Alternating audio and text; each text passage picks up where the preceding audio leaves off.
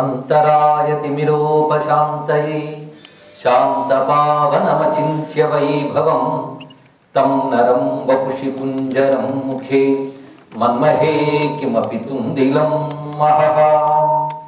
శరణం కరవాణి శర్మదం తే చరణం వాణి చరాచరోపదివ్యం కరుణామసృణైః కటాక్షపాతైః కురు మాం అంబకృతార్థసార్థః. శారదా శారదాంభోజవదనావదనాంబుజే సర్వదా సర్వదాస్మాకం సన్నిధిః సన్నిధిం క్రియాత్. విమలపటీ కమలకుటీ పుస్తక రుద్రాక్షశస్తహస్తపుటీ కామాక్షి పక్ష్మలాక్షి కలిత విపంచీ విభాసి వైరించి. వాగర్థావివ సంపృక్తౌ వాగర్థ ప్రతిపత్తయే జగతః పితరౌ వందే పార్వతీ పరమేశ్వరౌ. గురవే సర్వలోకానాం భిషజే భవరోగిణాం నిధయే సర్వవిద్యానాం దక్షిణామూర్తయే నమః. నారాయణ సమారంభాం వ్యాసశంకరమధ్యమాం అస్మదాచార్యపర్యంతాం వందే గురుపరంపరాం. శృతిస్మృతిపురాణానామాలయం కరుణాలయం నమామి భగవత్పాదశంకరం లోకశంకరం. అజ్ఞానాం జాహ్నవీతీర్థం విద్యాతీర్థం వివేకినాం సర్వేషాం సుఖదం తీర్థం భారతీతీర్థమాశ్రయే. శివాయ గురవే నమః. శివాయ గురవే నమః. శివాయ గురవే నమః. శివాయ గురవే నమః. శివాయ గురవే నమః. శివాయ గురవే నమః. శ్రీమాత్రే నమః. శ్రీమాత్రే నమః. శ్రీమాత్రే నమః. శ్రీమాత్రే నమః. శ్రీమాత్రే నమః. శ్రీమాత్రే నమః. శ్రీ విష్ణురూపాయ నమః శివాయ. శ్రీ విష్ణురూపాయ నమః శివాయ. శ్రీ శారదాంబాయై నమః. శ్రీ శారదాంబాయై నమః. శ్రీ చంద్రమౌళీశ్వరాయ నమః. శ్రీ చంద్రమౌళీశ్వరాయ నమః. శ్రీ శ్రీ శ్రీ భారతీతీర్థమహాస్వామినే నమః. శ్రీ శ్రీ శ్రీ భారతీతీర్థమహాస్వామినే నమః. శ్రీ శ్రీ శ్రీ విధుశేఖర భారతీ స్వామినే నమః. శ్రీ శ్రీ శ్రీ విధుశేఖర భారతీ స్వామినే నమః. నమో మహద్భ్యో ఋషిభ్యో గురుభ్యో నమః.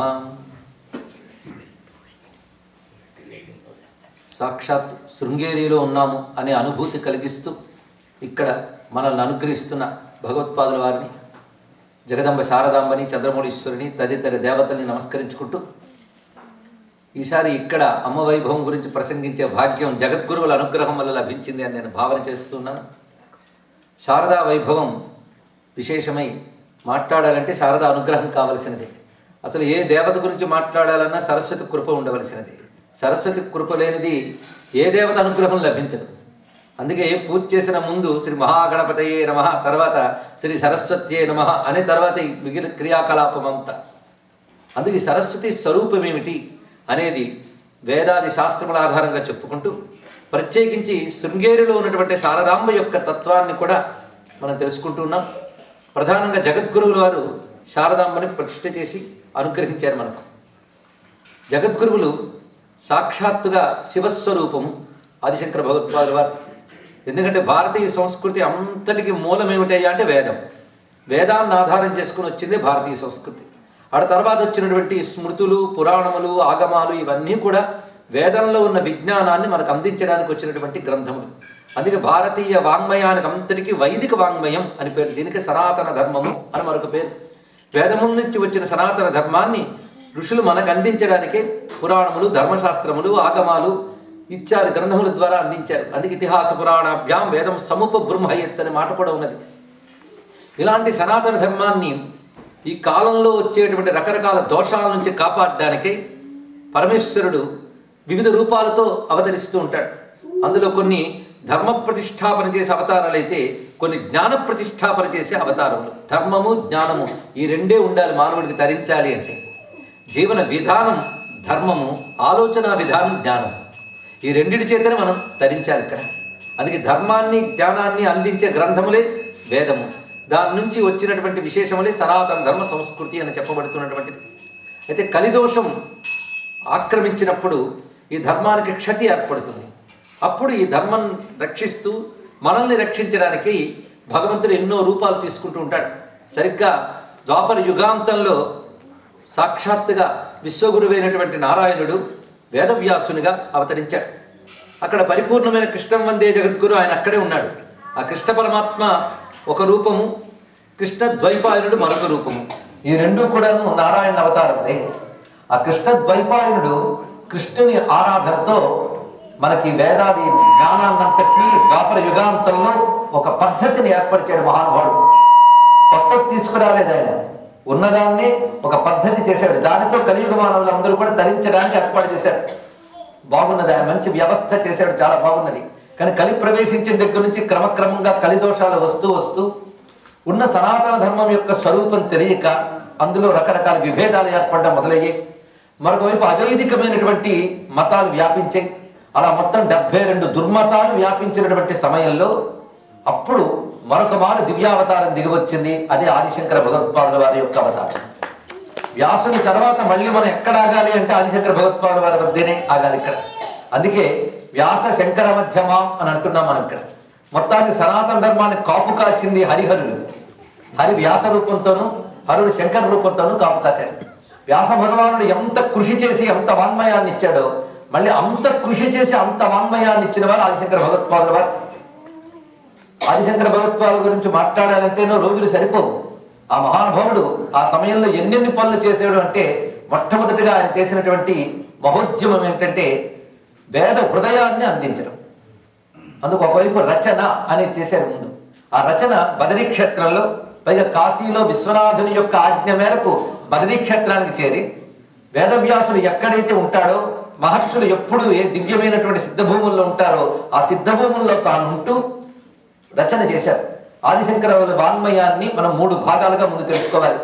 మొదటిది భాష్య వాన్మయం, అంటే ప్రస్థానత్రయ భాష్యం. 10 ఉపనిషత్తులకు, అదేవిధంగా భగవద్గీతకి, బ్రహ్మసూత్రాలకి భాష్యం రచించారు. ఇది వేదాంత భాష్యం.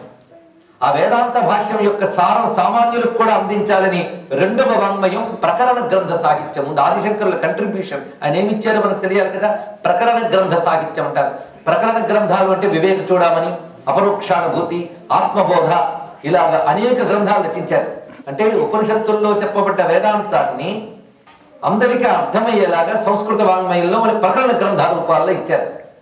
ఇంకో 3వది స్తోత్ర వాంగ్మయం. ఈ స్తోత్ర వాంగ్మయంలో సౌందర్యలహరి, శివానందలహరి ఇత్యాదులు చాలా చాలా మనకు కనిపిస్తుంటాయి. ఈ 3 రకాలుగా శంకర వాంగ్మయం అనుకున్నది. శంకర వాంగ్మయం విస్తారమైనది. అంత వాంగ్మయాన్ని ఒకచోట ఇవ్వడమే కాకుండా 2వ పని ఆయన చేసినది ఏమిటి అంటే, ఆసేతు సీతాచలం 3 మార్లు యోగశక్తితో పర్యటన చేశారు మహానుభావుడు. యోగశక్తితోనే సాధ్యమవుతుంది తప్ప ఇతర సాధ్యం కాదు. 16 ఏళ్లకే భాష రచన పూర్తి చేశారు ఆ మహానుభావుడు. మొత్తం 16 ఏళ్లకి. ఆ తర్వాత 3 మార్లు మొత్తం ఆసేతు సీతాచలం యోగశక్తితో పర్యటించి ఆనాటి మేధావులందరూ కూడా అంగీకరించేలాగా ఈ వేదాంత విద్యని ప్రతిష్ఠ చేసి ఉద్యమించి మొత్తం భారతదేశం అంతా కూడా ఆ రోజుల్లోనే ఒక ఏకత్వాన్ని సాధించగలిగాడు. ఇది 2వది. ఇక 3వది ఆయన చేసిన ఆర్గనైజేషన్, అంటే ఒక వ్యవస్థీకరణ. అది ఎలా చేశారంటే పీఠ ప్రతిష్టాపనతో చేశారు. శంకరుల యొక్క అద్భుతమైన అవతార ప్రయోజనం 3 భాగాలు చేసుకున్నాం. వాంగ్మయ రచన, దేశ పర్యటన, 3వది పీఠ ప్రతిష్టాపన. పీఠ ప్రతిష్టాపన చేయడంతో శంకర భగవత్పాదుల వారు అద్భుతమైన ఉపకారం చేశారు మొత్తం మానవ జాతికి. ఆ పీఠాలు కూడా 4 దిక్కులో 4 పీఠాలు ఏర్పాటు చేశారు. ఎందుకంటే పీఠము, ద్వారము. ద్వారము అంటే త్రు అని అర్థం. దేని ద్వారా మనం తెలుసుకుంటామో దానికి ద్వారం అని పేరు. బ్రహ్మ విద్యని దేని ద్వారా తెలుసుకోవాలి అంటే వేదముల ద్వారా తెలుసుకోవాలి. ఇంకో లాభం లేదు ఇక్కడ. వేదాలన్నీ 4. అందుకు బ్రహ్మ విద్యకి ద్వారములు 4. అవే ఆమ్నాయములు అంటారు. ఆమ్నాయం అంటే చతురామ్నాయములే ద్వారములవి. ఆ చతురామ్నాయములు 4 వేదములు. ఆ 4 వేదములకి సంకేతంగా 4 పీఠాలను ప్రతిష్టాపన చేశారు. 4 వేదాల నుంచి వచ్చిన ఒక్కొక్క మహావాక్యాన్ని ఒక్కొక్క పీఠంలో ప్రధానంగా పెట్టి, మహావాక్యాలు 4 ప్రతిపాదింపబడే తత్వం మాత్రం ఒకటే. అందులో ఎదుర్వేద పీఠమై అహం బ్రహ్మాస్మి అనబడే అనుభవవాక్యాన్ని, మహావాక్యాన్ని తీసుకుని ఏర్పాటు చేసినటువంటి పీఠమే శృంగేరి పీఠం. ఇది ప్రధానమైనటువంటిది. ప్రథమ పీఠం, ప్రధాన పీఠం అని చెప్పాలి ఇక్కడ శృంగేరి గురించి చెప్తే. పైగా ఆదిశంకరులు 32 ఏళ్ళు జీవించారంటే 32 ఏళ్లలో 12 ఏళ్ల పాటు ఒకే చోట ఉన్నారు. అది శృంగేరి అండి. అది విశేషమైన అంశం. పైగా ఆ చోటుకు వచ్చినప్పుడు ఒక అద్భుతమైన దృశ్యం ఆయనకు కనబడింది. ఒక సర్పము నీడలో ఒక ఎలుక ఉండడు. ఆశ్చర్యకరమైన అంశం. ఎందువల్ల ఇలాంటి స్థితి ఏర్పడింది అంటే అక్కడ తపశ్శక్తి అంత గొప్పగా ఉన్నది కనుకనే సహజ వైరం కూడా లేకుండా ఒక శాంతమైన స్థితి ఉన్నది. అలాంటి ఒక తపోభూమి అది. పైగా ఋష్యశృంగ మహర్షి తపస్సు చేసినటువంటి తపోభూమి. అలాంటి తోడు దివ్యమైన అనుభూతిని పొంది సమాధి స్థితిని పొందిన ఆయన అక్కడ శిష్యులకు బ్రహ్మ విద్య చెప్తూ కాలం గడిపారు అక్కడ. అలాంటి చోట మహానుభావుడు జగదంబని ప్రతిష్ఠ చేశారు శృంగేరిలో. అలాగా జగద్గురువులు ప్రతిష్ఠ చేసినది. ఈ శారదాంబ ఎలా వచ్చినది అంటే శంకర విజయం ఆధారంగా మనం పరిశీలిస్తే ఆదిశంకర భగవత్పాదుల వారు ధర్మ ప్రతిష్టాపన చేసేటప్పుడు ఆనాడు ఉన్న వివిధ శాస్త్రవేత్తలతో చర్చ చేశారు అక్కడ. కర్మమీమాంసా శాస్త్రము, అదేవిధంగా వైశేషిక శాస్త్రము, సాంఖ్యము ఇత్యాది న్యాయశాస్త్రము, ఈ పండితులతో చర్చ చేసి వీళ్ళందరికీ ఒక లక్ష్యం వైపు నడిపారు. వీళ్ళందరినీ అది వేదాంతము, అద్వైతం వైపు నడిపారు ఇక్కడ. అందులో కర్మ మార్గంలో మహాపండితుడు ఆ రోజుల్లో మండన మిశ్రుడు. ఇతను మాహిష్మతీపురంలో ఉన్నాడు. ఆయన భార్య ఉభయ భారతి, వాడు ఉభయుడు. పైగా మండన మిశ్రుడు ఎవరయ్యా అంటే బ్రహ్మ యొక్క అంశట. సాక్షాత్తు శివస్వరూపుల శంకరులైతే బ్రహ్మ మండన మిశ్రుడుగా వచ్చాడు, శారదాదేవి ఉభయ భారతిగా వచ్చింది. ఆ సమయంలో శంకర భగవత్పాదుల వారు అక్కడికి వెళ్ళి మండన మిశ్రుడితో వాదన చేయడం. ఆ వాదనలో జ్ఞానమే ప్రధానము, కర్మ దానికి సహాయకారి, కానీ కర్మతోనే మోక్షం పొందేది లేదు. కర్మ వల్ల చిత్తశుద్ధి ఏర్పడాలి, చిత్తశుద్ధి వల్ల జ్ఞానం రావాలి, జ్ఞానంతో మోక్షం రావాలి, కానీ కర్మతోనే మోక్షం రాదు. వేదం యొక్క హృదయమే జ్ఞాన ప్రతిష్టాపన అనేటువంటిది తన వాదనతో రుజువు చేసి దాని ఫలితంగా కర్మ మార్గం నుంచి వెలికి వచ్చి సన్యసించాడు మండన మిశ్రుడు.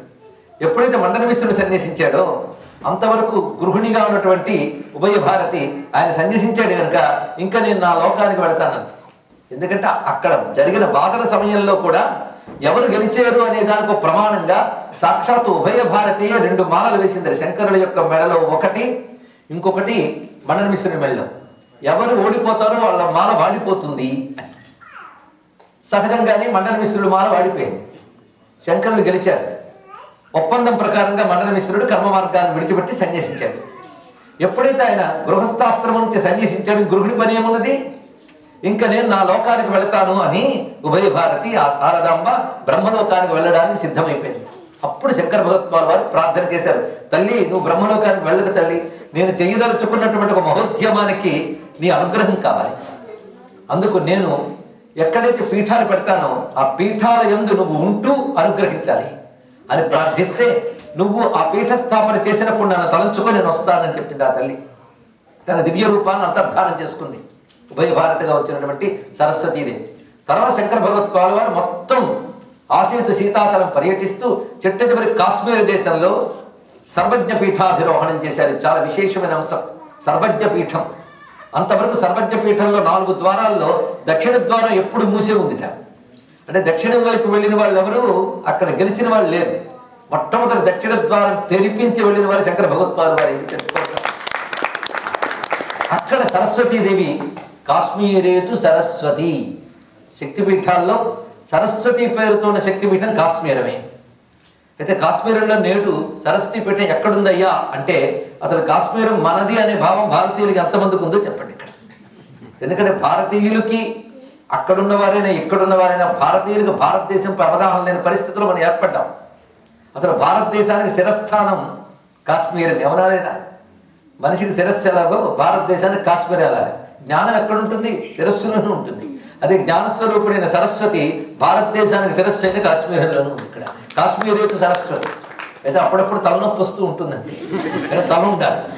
కనుక భారతదేశానికి వచ్చిన తలనొప్పి తగ్గి కాశ్మీరం భారతీయం అని గట్టిగా రుజువై తద్వారా మన దేశ సంస్కృతి కాపాడబడాలని భావన చేద్దాం. కాశ్మీరేతు సరస్వతి. అక్కడ సరస్వతీదేవి యొక్క సంపూర్ణ సాక్షాత్కారాన్ని పొందారు శంకర భగవత్పాదుల వారు సర్వజ్ఞ పీఠాధిరోహణం చేసినప్పుడు. అప్పుడు ఆ తల్లి చెప్పింది, నువ్వు ఎక్కడికి పిలిస్తే అక్కడికి నేను వస్తాను, నన్ను ప్రతిష్ఠ చేయాలి. అప్పుడు ఉభయ భారతిగా ఇచ్చిన మాటని కాశ్మీరంలో సరస్వతి అనుగ్రహ రూపంతో చూపించింది. అక్కడ నుండి శంకర భగవత్పాల్ వారు శృంగేరికి చేరుకున్నప్పుడు ఆ తల్లిని తలంచుకుంటే అక్కడ శక్తిపీఠంలో ఉన్నటువంటి ఆ తల్లి యొక్క స్వరూపము శృంగేరి యందు వెలసింది. అది శారద. కానీ కాశ్మీర సరస్వతియే శృంగేరి శారద. ఇది తెలుసుకోవాల్సిన గొప్ప విషయం. అంటే కాశ్మీరం నుంచి వచ్చేసింది, ఆ కాశ్మీరం లేదని నేను చెప్పలేదు. ఒక దీపం వెలుగుతూ ఉంటే అందులోంచి మరో దీపం మనం పట్టుకొచ్చాం, ఆ దీపం పోలేదు, ఆ దీపపు కాంతే మరో దీపంలో వచ్చింది. అంటే కాశ్మీరంలో ఉన్నటువంటి శక్తిపీఠమైన సరస్వతి స్వరూపమే శృంగేరిలో సరస్వతీ పీఠమే వలసి ఉన్నది. ఇది తెలుసుకోవాల్సింది. కానీ శృంగేరియే ఇప్పుడు శారదా పీఠం, అదే సరస్వతీ పీఠం. విశేషమైన అంశం ఇక్కడ.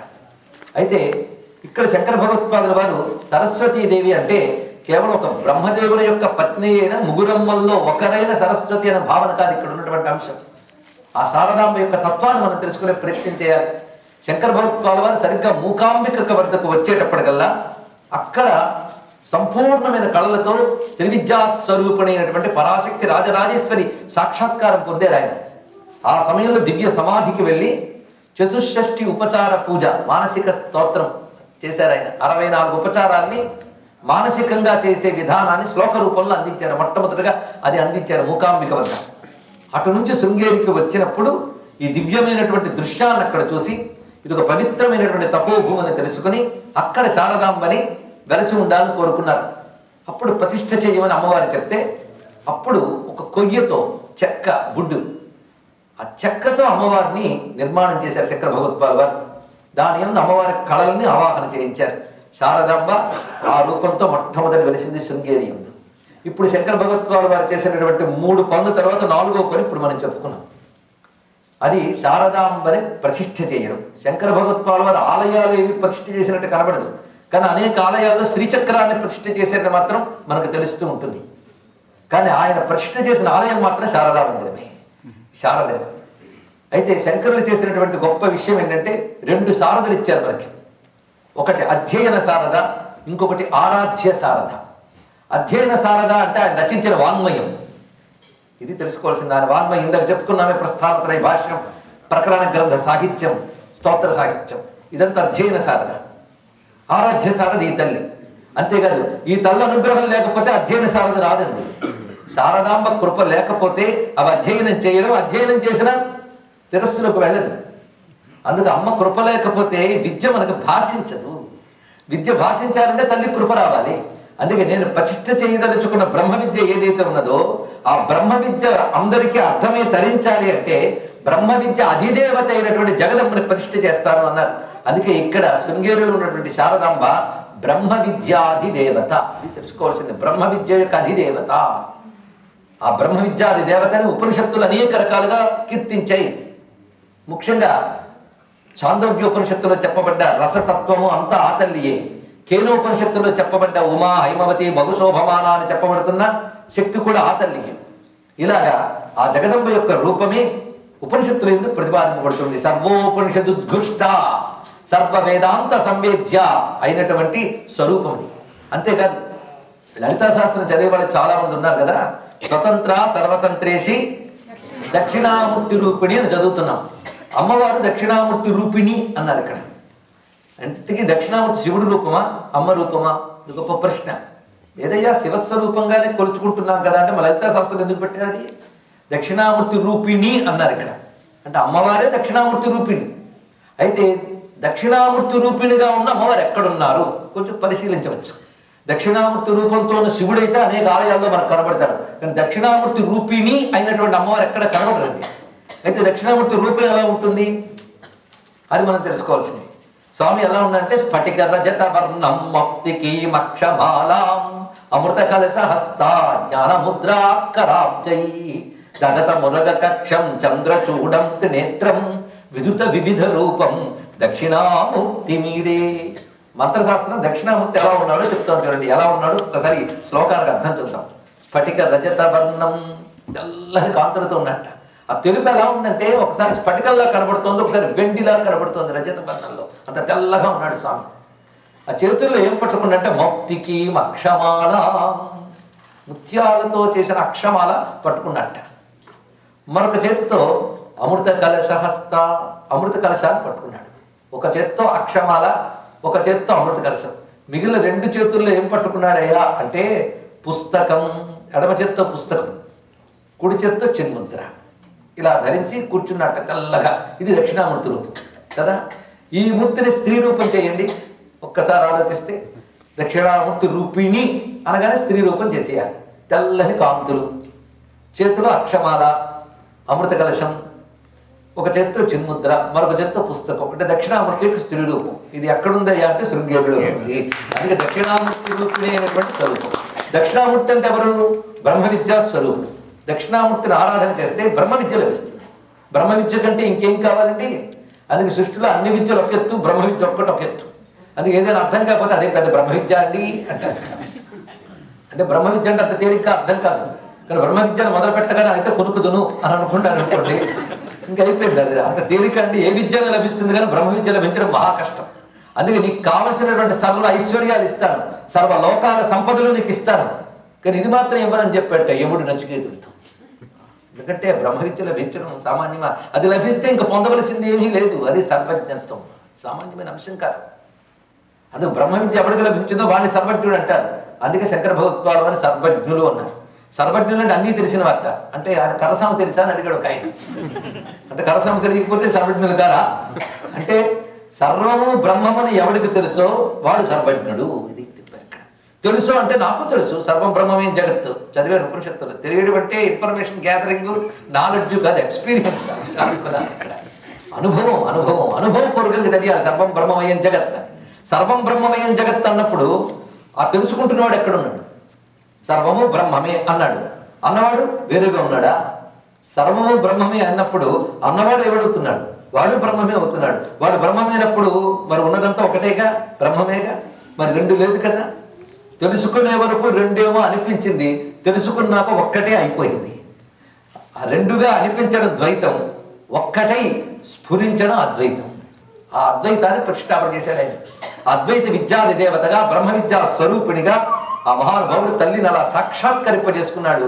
ఆ స్వరూపాన్ని అక్కడ ప్రతిష్ఠ చేశారు. ఇక్కడ తన మంత్రశక్తితో, తపశ్శక్తితో ప్రతిష్ఠ చేశారు శంకర భగవత్పాదులు వారు. అక్కడ ఆ ప్రతిష్ఠ చేయడం వల్ల ఆ తల్లిని తలంచుకున్న, ఆరాధించిన, నమస్కరించిన, ధ్యానించిన ఆ తల్లి అనుగ్రహంతో మన బుద్ధి వికసించి ఆ మహానుభావుడు రచించినటువంటి ఆ వాంగ్మయం అంతా పరిశీలించి ధన్యులమయ్యే అవకాశం మనకు లభిస్తుంది. అందుకే శంకరుల పుస్తకం చదివే ముందు శంకరులు ప్రతిష్ఠించిన శారదాంబను మనం నమస్కరించుకోవాలి.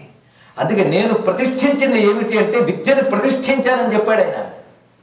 ఆ విద్యని దేవతా రూపంగా అక్కడ చూపించాడు, అక్షర రూపంగా వాంగ్మయంలో అందించాడు. ఇక్కడ ఈ ప్రతిష్ఠ చేయడమే కాకుండా ఆ శృంగేరి శారదాంబని ఆధారం చేసుకుని ఆ పీఠం నందు మొట్టమొదటిగా ఏ మండన మిశ్రుడునైతే ఆయన సన్యసింపజేశాడో ఆ మండన మిశ్రుడి దీక్షానామం సురేశ్వరాచార్యులు వారు. ఆయన ప్రథమ పీఠాధిపతిగా పెట్టారు అక్కడ శృంగేరియం.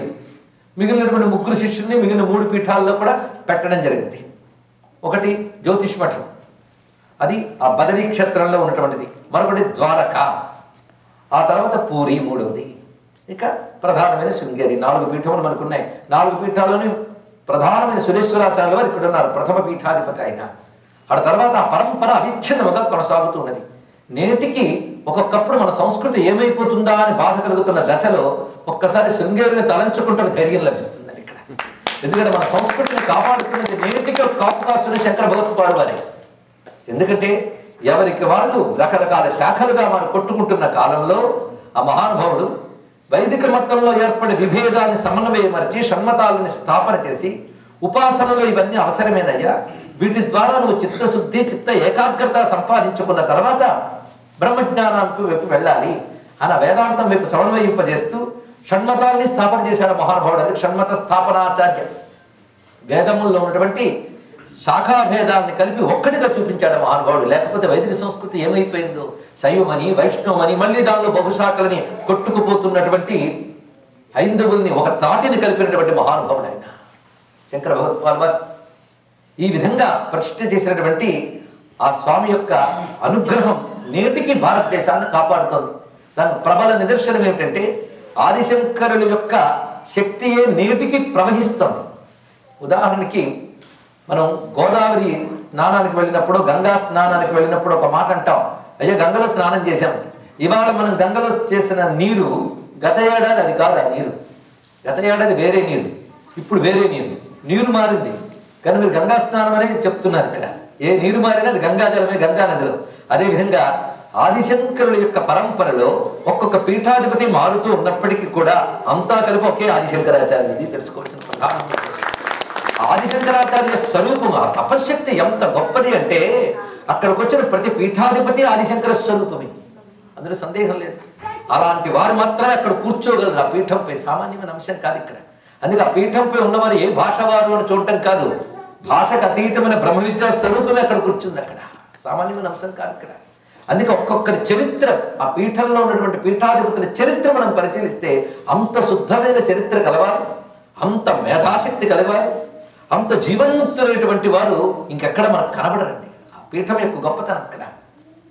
ఇందాక మనం స్మరించుకున్న సచ్చిదానంద శివాభిరమ నృసింహభారతీ స్వామి వారు ఎంత సిద్ధపురుషుడు ఆ మహాత్ముడు అక్కడ. ఆయనే కాలడిలో శంకర భగవత్పాదులు పుట్టిన చోటును తన తపశ్శక్తితో దర్శించగలిగారు. ఆయన పైన నృసింహభారతీ స్వామి వారు, ఆయన తపస్సిద్ధులు. ఆయన కాకరకాయ స్వామిని పేరు. ఎవరో ఒక్క కాకరకాయ తిని జీవించారు ఆయన, తెలుసా? ఏమిటి జీవితాలు! అలాంటి యోగులు ఒకరు ఉంటారన్న విషయం కూడా ఇతర దేశాలకు తెలియవండి, భారతదేశంలో తెలుసు ఇలాంటి యోగుల యొక్క విశేషం. అంత సిద్ధపురుషుడు ఆయన.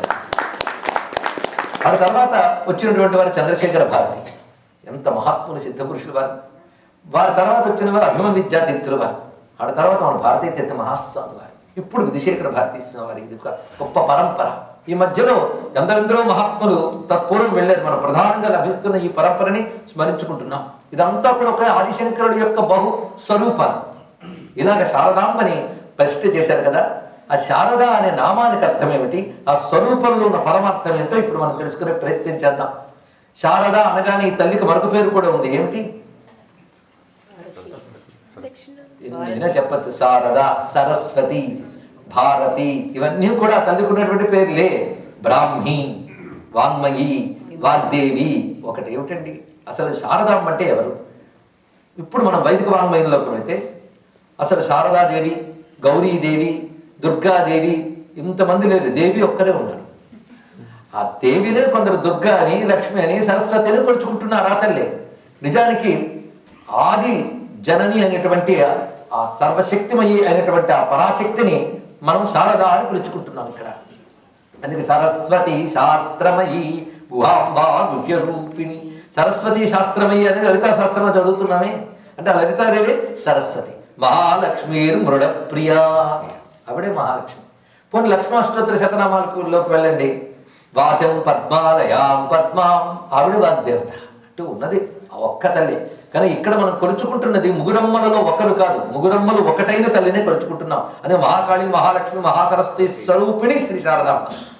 అందుకే అక్కడ ఆరాధింపబడితే శ్రీచక్రం, సర్వశక్తిమైనటువంటి శ్రీచక్ర స్వరూపిణియే ఆ రాజరాజేశ్వరి పరదేవతయే శారదాంబగా మనం అనుగ్రహిస్తున్నది. ఇక్కడ మనకి జ్ఞానం ఇవ్వడం కోసం ఆ తల్లి శారదగా వ్యక్తమవుతుంది. కనుకనే అమ్మ నామాలకు అర్థం చెప్పుకుంటూ అమ్మ రూపాన్ని భావన చేద్దాం. ఎందుకంటే కొందరు పేరు అంటారు, రూపాన్ని దండం పెడతారు, అక్కడ ఆగిపోతుంది. కానీ పేరుకి అర్థం ఏంటో తెలియాలి, రూపాన్ని చింతన చేయాలి, అప్పుడు నిజమైన ఉపాసన అవుతుంది. ఇప్పుడు మన శారదాంబను ఉపాసిద్దాం. అలాగా నామానికి అర్థం తెలుసుకుంటూ రూపంలో దాగిన తత్వాన్ని గ్రహించే ప్రయత్నం చేద్దాం. అప్పుడు నిజమైన ఆరాధన. ఊరికనే దండం పెట్టి ఎంత బాగుందండి, బంగారు కిరీటం పెట్టారు, నిజమైందేనా? ఇదే ప్రశ్న. అసలు రూపచింతన, రూపభావంలోకి మనం వెళ్ళాలి ఇక్కడ. దీన్ని బట్టి ఇక్కడ కొందరు యువత కూడా ఉన్నారు. కొంచెం నిద్రపోతే లేపి వినిపించండి వాళ్ళకి. ముఖ్యమైన అంశం ఏమిటంటే అసలు దేవతా తత్వం అనే దాన్ని గ్రహించగలిగితే ఇంత గొప్ప సంస్కృతిలోనో మనం పుట్టామని ఒక్కసారి ఆనందం కలుగుతుంది మనకి. ఇక్కడ ఆ శారదాంబ ఎలా ఉన్నది అంటే తెల్లగా ఉన్నదిట. ఎప్పుడైనా తల్లి యొక్క శరీర వర్ణం తెలుపే, కానీ శారదా రూపములు అనేక ఉన్నాయి మంత్రశాస్త్రంలో. నీల సరస్వతి ఒక స్వరూపం ఉంది. ఈ తల్లిని తారా ఇత్యాది రూపాలతో ఉపాసన చేస్తారు బౌద్ధులు, జైనులు కూడా. నీల సరస్వతి ఆవిడ. అదేవిధంగా అరుణ సరస్వతి అని మరొక రూపం ఉన్నది, ఎర్రని కాంతులతో ఉంటుందిట. శుక్ల సరస్వతి అని మరొకటి. ఇప్పుడు శుక్ల సరస్వతి. అసలు శారదాంబ అనగానే తెల్లని కాంతులతో తెల్లని పద్మంలో ఉన్న తల్లి మనకు భావన వస్తుంది. తెల్లని హంస మీద కూర్చున్న తల్లి. దానిలో ఉన్న తత్వచింతన మనం చేస్తే అమ్మవారి యొక్క తెలుపు ఎలా ఉంటుందో మా కోతలు గారు దర్శించారండి ఇక్కడ. శారద నీరదెందు ఘనసార పటీర మరాల మల్లిక హార తుషార ఫేన రజతాచలకాస పనీస కుంద మందార సుధాపయోధి సిత తామర సామర వాహిని శుభాకారత నొప్పు నిన్ను మది కనగ భాగ్యము కల్గు భారతీయ. ఆ తల్లి తెలుపు ఎలా ఉన్నదయ్యా అంటే శారద నీరదేందు ఘనసార పటీర, ఎన్ని తెలుపు వర్ణములు ఉన్నాయో వర్ణించాడు చూడండి అక్కడ ఆయన. తెల్లని మేఘంలా ఉందిట శారద నీరదం, శరత్కాలపు మేఘంలా ఉందిట. అంతేకాదు వెన్నెలలా ఉంది, మల్లెలా ఉంది, మంచులా ఉంది, ఇన్ని వర్ణించారు. దేవి భాగవతం అయితే అమ్మవారి గురించి వర్ణిస్తూ ఒక అందమైన మాట ఉంది. హిమ చందన కుందేందు కుముదాంభోజ సన్నిభా, హిమ చందన కుంద ఇందు కుముద అంభోజ సన్నిభా. ఎంత చక్కగా వర్ణించారు. హిమ అంటే మంచు, మంచులా తెల్లగా ఉంటా. చందన, చందనంలా తెల్లగా ఉంటా. హిమ చందన కుంద మల్లెలా ఉంది, వెన్నెలలా ఉంది, కలుగులా ఉంది, తెల్లని పద్మంలా ఉంది. ఇన్ని చెప్పాలండి, అసలు సమయం తక్కువ ఉంటే. ఇది తెల్లగా ఉందంటే ఏదో ఒకటి చెప్పి కూర్చోండి అంతే. మంచానండి లేకపోతే మల్లెనండి, ఇన్ని చెప్పాలా అంటే చెప్పిన వాడు వ్యాసుడు కనుక ఎందుకు చెప్పాడో కొంచెం ఆలోచిద్దాం. అమ్మ తెల్లగా ఉందంటే ఏదో ఒకటి చెప్తే సరిపోతుంది కదా, సరిపోదు. అమ్మవారు చల్లగా ఉన్నారు కనుక మంచు అని చెప్పారు. ఇక్కడ తెల్లదనంలో చల్లదనం చెప్పడం కోసం మంచు అని చెప్పారు. పైగా చందనం వెంటనే చెప్పారు. చందనం ఎందుకు చెప్పారంటే సుగంధం, సుగంధం. దేవతలకు సుగంధం ఏమిటయ్యా అంటే కళ్యాణ గుణం అన్నారు ఇక్కడ. అనంత కళ్యాణ గుణములే సుగంధములు అన్నారు ఇక్కడ. సుగంధం పుష్టివర్ధనం. పైగా చది ఆహ్లాదే అనే ధాతువు ప్రకారంగా చందనము అంటే ఆహ్లాదకారిణి, ఇది ఇక్కడ అర్థం. కనుక మంచుల చల్లగా ఉంది కానీ తెలుపు నిన్ను చెప్పాడు. తెల్లగా ఉంది, చల్లగా ఉంది, తెల్లగా ఉంది, ఆహ్లాదకరంగా ఉన్నది, దివ్యమైన గుణమున్న వెజ్జల్లుతుంది హిమ చందన. అంతేకాదు అందులో ఒక కాంతి ఉందండి. కాంతి ఉందని చెప్పడానికి వెన్నెల అని చెప్పారు ఇక్కడ. అదేవిధంగా సౌకుమార్యం ఉంది, అందుకే పువ్వుతో పోల్చారు ఇక్కడ. అందులో విశేషంగా ఆ తల్లి తెల్లని కమలంలా ఉంది అంటే విస్తారమైన స్వరూపం ఉంది, చిన్నగా లేదు ఇక్కడ. ఇలాగా ఒక్కొక్క తెలుపుని చెప్పడానికి ఒక్కొక్క వర్ణం. అది వ్యాసుడు ఎలా పట్టుకున్నాడో అలా పట్టుకున్నారు మళ్ళీ పోతన గారు. అందుకే శారద నీరదేందు ఘనసార పటీర మరాళ మల్లిక.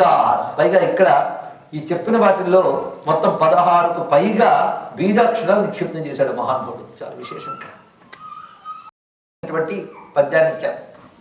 అదేవిధంగా భారతంలో శారదాదేవి తత్వం చెప్పబడుతున్నది. ఇకపై శారదను చూడగానే భావాలన్నీ కలగాలండి మనకి ఇక్కడ.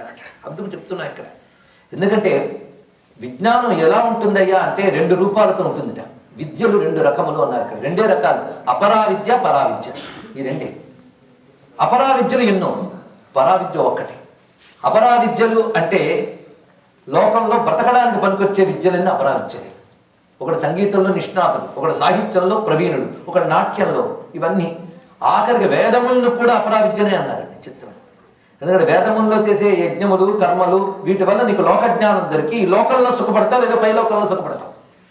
వీరు ఈ లోకంలో పై లోకంలో సుఖపడడానికి పనికొచ్చేవన్నీ కూడా అపరావిద్యలే అన్నారు. పరావిద్య ఒక్కటే, అది కేవల బ్రహ్మ విద్య. ఇదని చెప్పుకున్నాం కదా బ్రహ్మ విద్య అని. బ్రహ్మ విద్య పరావిద్య. అయితే అమ్మవారు బ్రహ్మ విద్య అన్నాం కనుక నాకు ఇప్పటి నుంచి అక్కర్లేదండి అని కాదు, మనకు అపరావిద్యలు కూడా కావాలి కదా. అపరావిద్య కావాలి, పరావిద్య కావాలి. అపరావిద్య లోకయాత్ర విధాయిని. లోకయాత్ర గడవడానికి అపరావిద్య కావాలి. మన ఏ విద్యలో ఉన్న కొంతమంది అంటూ ఉంటారు, వాళ్ళ పిల్లవాళ్ళని తీసుకొచ్చి ఏమంటే సరస్వతి కటాక్షం దొరికేలా ఆశీర్వదించండి మా పిల్లలు. మరి తమరికో చదువైపోయింది, అంటే చదువైపోతే సరస్వతి కటాక్షం అక్కర్లేదా? బుద్ధి బాగుండద్దండి, బుద్ధి బాగుండాలి. ఒకసారి లక్ష్మీ సరస్వతి పోటీ పడ్డారట, మన ఇద్దరు ఎవరు గొప్ప అని. ఆ పోటీ పడ్డప్పుడు ఒకడు ఎంచుకున్నారు. అతని దగ్గర లక్ష్మీ సరస్వతి ఏమైనా ఒప్పందానికి వచ్చారంటే, లక్ష్మి అన్నది ఇతర బోల్డ్ అంత సంపదను నేను ఇస్తాను అంటే నేను డ్రాప్ అయిపోతాను సరస్వతి, నేను వీడిని విడిచిపెట్టేస్తాను. ఇప్పుడు గొప్పది ఎవరు తెలుసుకుందాం అన్నట. అతను బాగా సంపద ఉంది, నిన్నటి వరకు పండితుడే, ఇప్పుడు మూర్ఖుడు, మరి బుద్ధి పనిచేయట్లేదు. బోల్డ్ అంత సంపద ఉందిట, కానీ ఏం లాభం, వాడి ఇంటి ముందు వాడే అడుక్కుంటూ కూర్చున్నాడు. ఎందుకంటే ఈ సంపద అంతా నాదనే జ్ఞానం పోయింది. మొత్తం సంపదను అనుభవించే తెలివితేటలు పోయే మొత్తం. అప్పుడు లక్ష్మీదేవి అందుట, నిజమే నువ్వుంటే అన్నీ ఉంటాయి కానీ నువ్వు లేకపోతే ఏమీ లేవని ఒప్పుకుంటాను లక్ష్మీదేవి అందుట. దీన్ని బట్టి మనకు తేలింది ఏమిటి, లక్ష్మీదేవి కంటే సరస్వతి గొప్పది అని తెలుసుకుంటే ఒక తప్పు ఉంది మరి. ఇది మనకు అర్థం అవడానికి పురాణవేత్త చెప్పారు కానీ లక్ష్మీ సరస్వతి పట్టు కొట్టుకోవడం అత్తాకోవడం ఈ పిచ్చి కథలన్నీ మనవంటి. ఎందుకంటే ఏది చెప్పి వదిలేస్తే ఏ ప్రమాదం అని భయం కాదు. మనకు అర్థం కావడం కోసం జ్ఞానం ప్రధానంగా బాబుని చెప్పడానికే చెప్పారు కానీ ఆ లక్ష్మియే జ్ఞానరూపిణి. అదే సిద్ధలక్ష్మి, మోక్షలక్ష్మి, జయలక్ష్మి, సరస్వతి. ఇంకే చెప్పేది ఉంది. సరస్వతి విద్యాలక్ష్మిగా, లక్ష్మియే సరస్వతి. కానీ మనకు చెప్పడం అంటే సంపదకు ప్రాధాన్యం ఇవ్వగల బాబు, జ్ఞానానికి ప్రాధాన్యం ఇవ్వు. ఆ జ్ఞానమే అన్ని సంపదల్ని తీసుకొస్తుంది. అదే జ్ఞానాన్ని మించిన సంపద మరొకటి లేదు అన్నాడు ఇక్కడ. ఎందుకంటే మానవుడు అంటేనే బుద్ధిజీవి, బుద్ధిజీవికి బుద్ధి బాగుండాలి అక్కడ. కానీ బుద్ధికి అధిష్టాన దేవత ఆ తల్లి, ఆ తల్లి స్వరూపం అది. అదే జ్ఞానమే అమ్మ యొక్క రూపంగా మనకు చెప్పబడుతున్నది. అలాంటి జ్ఞానము పరా అపరా అని రెండు విధములుగా చెప్పబడుతున్నాయి. రెండు మనకు కావలసినవే. అపరావిద్యలు కావాలి, పరావిద్యలు కావలసినదే. పరావిద్య మోక్షానికి, అపరావిద్య లోకయాత్రకి, రెండు. అది ఈశాన సర్వ విద్యానాం ఈశ్వర సర్వభూతానాం అంటున్నది. పరాపర విద్యల రూపంగా అమ్మవారిని చెప్పుకుంటున్నాం. పైగా ఈ పరాపర విద్యా రూపిణి అయిన తల్లి వేదమునందు మళ్ళీ రెండు రూపాలుగా ఉందిట. ఇది తెలుసుకోవాల్సింది. ఒకటి వేదములు యజ్ఞ రూపిణిగా ఉన్నది, రెండవది జ్ఞాన రూపిణిగా ఉన్నది. రెండు రూపాలు, యజ్ఞము జ్ఞానము రెండు ఉన్నాయి. ఈ రెండింటినే మనం ధరించగలం, మరొకటి లేదండి. దీన్ని పెద్దవాళ్ళు ఏమన్నారంటే వేదంలో పూర్వభాగాన్ని యజ్ఞమని, తర్వాతి భాగాన్ని జ్ఞానం అన్నారు. ఇదే కర్మకాండ, జ్ఞానకాండ అని చెప్పబడుతున్నది. అందుకు యజ్ఞముల రూపంతో ఉన్నటువంటి తల్లి ఎవరైతే ఉన్నారో ఆవిడ వేద భాగానికి, జ్ఞాన రూపంలో ఎవరైతే ఉన్నారో వేదాంత భాగానికి. వేదాంతం అంటే ఉపనిషత్తులు, ఉపనిషత్తులు జ్ఞానకాండ. అక్కడ ఆ తల్లి జ్ఞాన రూపిణిగా ఉంది. ఆ తల్లి వేదముల యందు యజ్ఞ రూపిణిగా ఉంది. యజ్ఞము జ్ఞానము ఈ రెండు తప్ప మనం తరించడానికి మరో మార్గం లేదండి. యజ్ఞం చేయాలి, జీవితం అంతా జ్ఞానం పొందాలి, జీవిత పరమార్థం. యజ్ఞ జ్ఞాన రూపములుగా ఉన్నదిట. అందుకే ఆ తల్లి ఎవరి అంటే యజ్ఞస్వరూపిణి. సరిగ్గా మనకి భారతంలో సరస్వతి గీతలు ఉన్నదండి. ఆశ్చర్యకరమైన అంశం సరస్వతీదేవి గీతలు. సరస్వతత్వం అక్కడ కనబడుతుంది. తాక్షుడు అనేటువంటి ఒక మహర్షి అమ్మవారిని ఆరాధన చేస్తే అమ్మవారి ప్రత్యక్షమవుతారు అక్కడ. ఆ ప్రత్యక్షమవగానే స్తోత్రం చేస్తాడు అమ్మవారిని, శారదాదేవిని. ఆవిడ అగ్నిహోత్రంలోంచి వస్తుంది ఆ తల్లి. ఆ వచ్చిన తల్లిని స్తుతిస్తాడు. ఆ స్తుతించినప్పుడు మన ఎర్రని గారు ఒక అద్భుతమైన పద్యం రచించారు అక్కడ కనబడిన అమ్మవారిని. అంబన వాంబుజోజ్వలక రాంబుజ శారద చంద్ర చంద్రికాడంబర చారుమూర్తి ప్రకట స్ఫుట భూషణ రత్న దీపికా చుంబిత దిగ్విభాగ శృతి సుక్తి వివిక్త నిజ ప్రభావ భవాంబర వీతి విస్తృత విహారిణి నన్ను కృపజూడు భారతి. ఇది రచించారు. అంబ నవాంబుజోజ్వల, వికసించిన తెల్లని కమలంలా ప్రకాశిస్తున్నటువంటి తల్లి భవాంబర వీతి విస్తృత విహారిణి. అద్భుతమైన పద్యపడ్డది, కరణ్ గారు అందించింది. అలా శారదాంబని కీర్తించితే ఆ శారదాంబ తన తత్వాన్ని చెప్తుంది. అద్భుతమైన విషయం ఇక్కడ ఏంటంటే, నేను యజ్ఞస్వరూపిణిని. ఎవరెవరు ఏ ఏ యజ్ఞములు చేశారో ఆ యజ్ఞములు ఎలా చేశారో గమనించి దానికి ఫలమునిచ్చున్నదాను నేనే. ఇదే సరిగ్గా కర్మఫలేషు జుష్టాం అని కీర్తించబడుతున్నది. కర్మఫలేషు జుష్ట అంటే కర్మఫలములకై ఆరాధింపబడేటువంటి తల్లి ఆవిడ యజ్ఞరూపిణి. అందుకే మనం చేసిన యజ్ఞములు సక్రమంగా నడవాలి అంటే ఏముండాలండి, ఎలా చేయాలో జ్ఞానం ఉండాలి.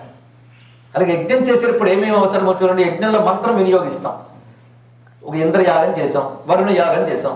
వరుణ యాగం చేయాలంటే మంత్రం ఏం వాడాలి, అదేవిధంగా ద్రవ్యములు ఏం వాడాలి, అక్కడ ఉన్నటువంటి ఋత్విక్కులు ఎలా ఉండాలి, నియమాలు ఏమిటి, ఇవన్నీ తెలియాలా? తెలియకపోతే యజ్ఞం చేయలేదు. తెలియకపోతే యజ్ఞం చేయలేదు. తెలియడం అంటే జ్ఞానమేగా.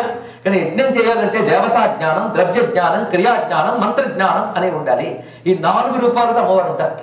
ఈ 4 రూపములతో ఆరాధింపబడుతుంది ఇక్కడ. అలాగే యజ్ఞం చేయాలన్న తల్లి అనుగ్రహం కావాలి కనుక ఏ యజ్ఞం చేసే ముందైనా సరస్వతికి నమస్కారం చేసుకోవాలి. దేవీం వాచమజనయంత దేవాస్తాం విశ్వరూపా పశవో వదంతి సానో మంద్రేషముర్జద్దుహానాధేనుర్భాగస్వాదృష్టైతు. సరస్వతి సూక్త మంత్రాన్ని అక్కడ చెప్తారు. ఇది చెప్పేగా మన గణానాంతా తర్వాత ఇదే చెప్పాలి.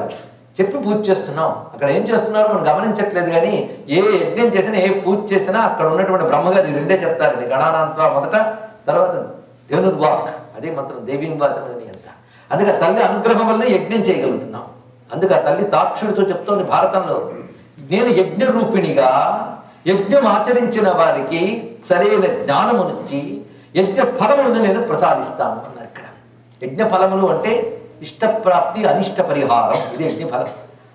అనిష్టములు తొలగుట, ఇష్టమైనవి లభించుట, ఇది ఇస్తుంది తల్లి. ఇంకేం కావాలండి? యజ్ఞ ఫలప్రదాయిని. అందుకే నేను యజ్ఞ రూపిణిని.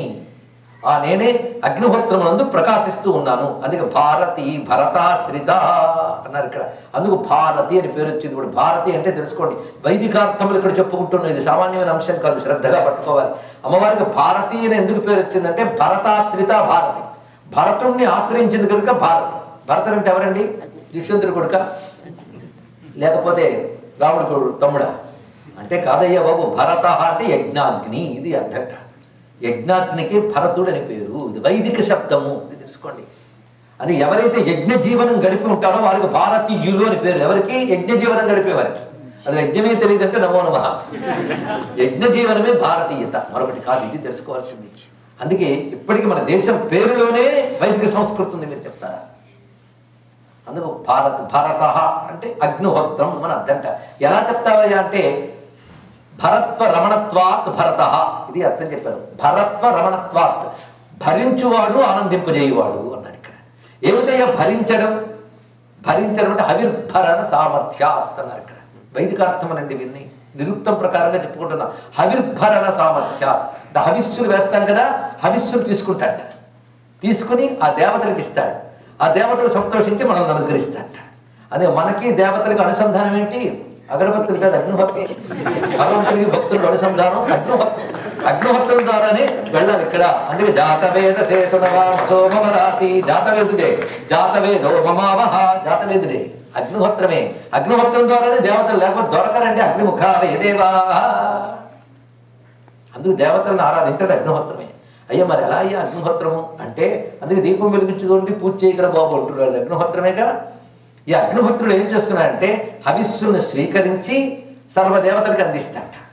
ఇది ఎలాగో అంటే మన ఇంద్రియాలకు పుష్టి కావాలి అంటే నోటి నుంచి ఆహారం పంపిస్తాం, కానీ చేతికి కొంత కాలుకు కొంత అవయవాల్లో పెట్టం కదా. ఇక్కడ నోటి నుంచి వేయగానే అది లోపలికి వెళుతుంది. ఆ వెళ్ళగానే అక్కడ ఉన్నటువంటి వైశ్వాన రూపమైన అగ్ని దాన్ని జీర్ణింపజేసి శక్తిగా చేసి సర్వేంద్రియములకు సరఫరా చేస్తున్నది. అదే ప్రక్రియలో అగ్నిహోత్రంలో మనం వేసినటువంటి ఆహుతులు విశ్వాన్ని నడిపే సర్వ దేవతలకు ప్రసరింపబడి తద్వారా విశ్వ శరీరం పుష్టిగా ఉంటుంది. ఇది తెలుసుకోవాలి. ఇక్కడ యజ్ఞం యొక్క స్వరూపాన్ని వాళ్ళు చెప్పుకుని ఇంకేం కావాలి ఇక్కడ. అందుకే యజ్ఞ స్వరూపిణిగా ఆ తల్లి అగ్నిహోత్రం ఉంటుంది ఇక్కడ. అది విశేషమైన అంశం.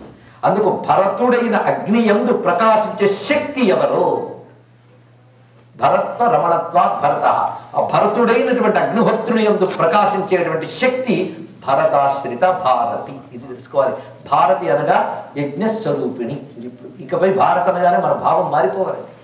అంతేకాదు, మనల్ని అందరినీ భరించి ఆనందింపజేసేది భారతి. మనల్ని పోషించి అనుగ్రహించి ఆనందాన్ని కలిగించే తల్లి అని భావం కలిగితే ఇక భారతి అనే మాట తెలిసి అంటే భరి తెలుసుకోవాలి. ఎందుకని ఉపన్యాసం చెప్పుకోవడం అంటే నిద్రపోవడానికి అన్నాడు ఒక ఆయన. దానికోసం కాదు ఇక్కడ చెప్పేది. తెలిసి చేస్తే మంత్రానికి శక్తి ఎక్కువ. ఇకపై మీరు భారతి అనగానే అమ్మా మమ్మల్ని పోషించి రక్షించి తరింపజేసే తల్లివి ఏ నమస్కారం చేస్తే ఇక్కడ ఇది భారతీయ మా నామానికి అర్థం. కానీ యజ్ఞస్వరూపుని అర్థాన్ని ఇప్పుడు మనం గ్రహించాం ఇక్కడ భారతి అనేటువంటి మాట ద్వారా. అదేవిధంగా తల్లి వేదాంత విద్యలో జ్ఞానముగా ఉన్నది ఇక్కడ, జ్ఞానస్వరూపిణి. అందుకే తల్లి జ్ఞానం. జ్ఞానం మళ్ళీ చెప్పేటప్పుడు ఆత్మజ్ఞానమే జ్ఞానం, మరొకటి కాదు కదా. సర్వం బ్రహ్మమే, మరొకటి లేదు. బ్రహ్మము కంటే వేరే ఒకటి ఉన్నది అంటే అజ్ఞానం.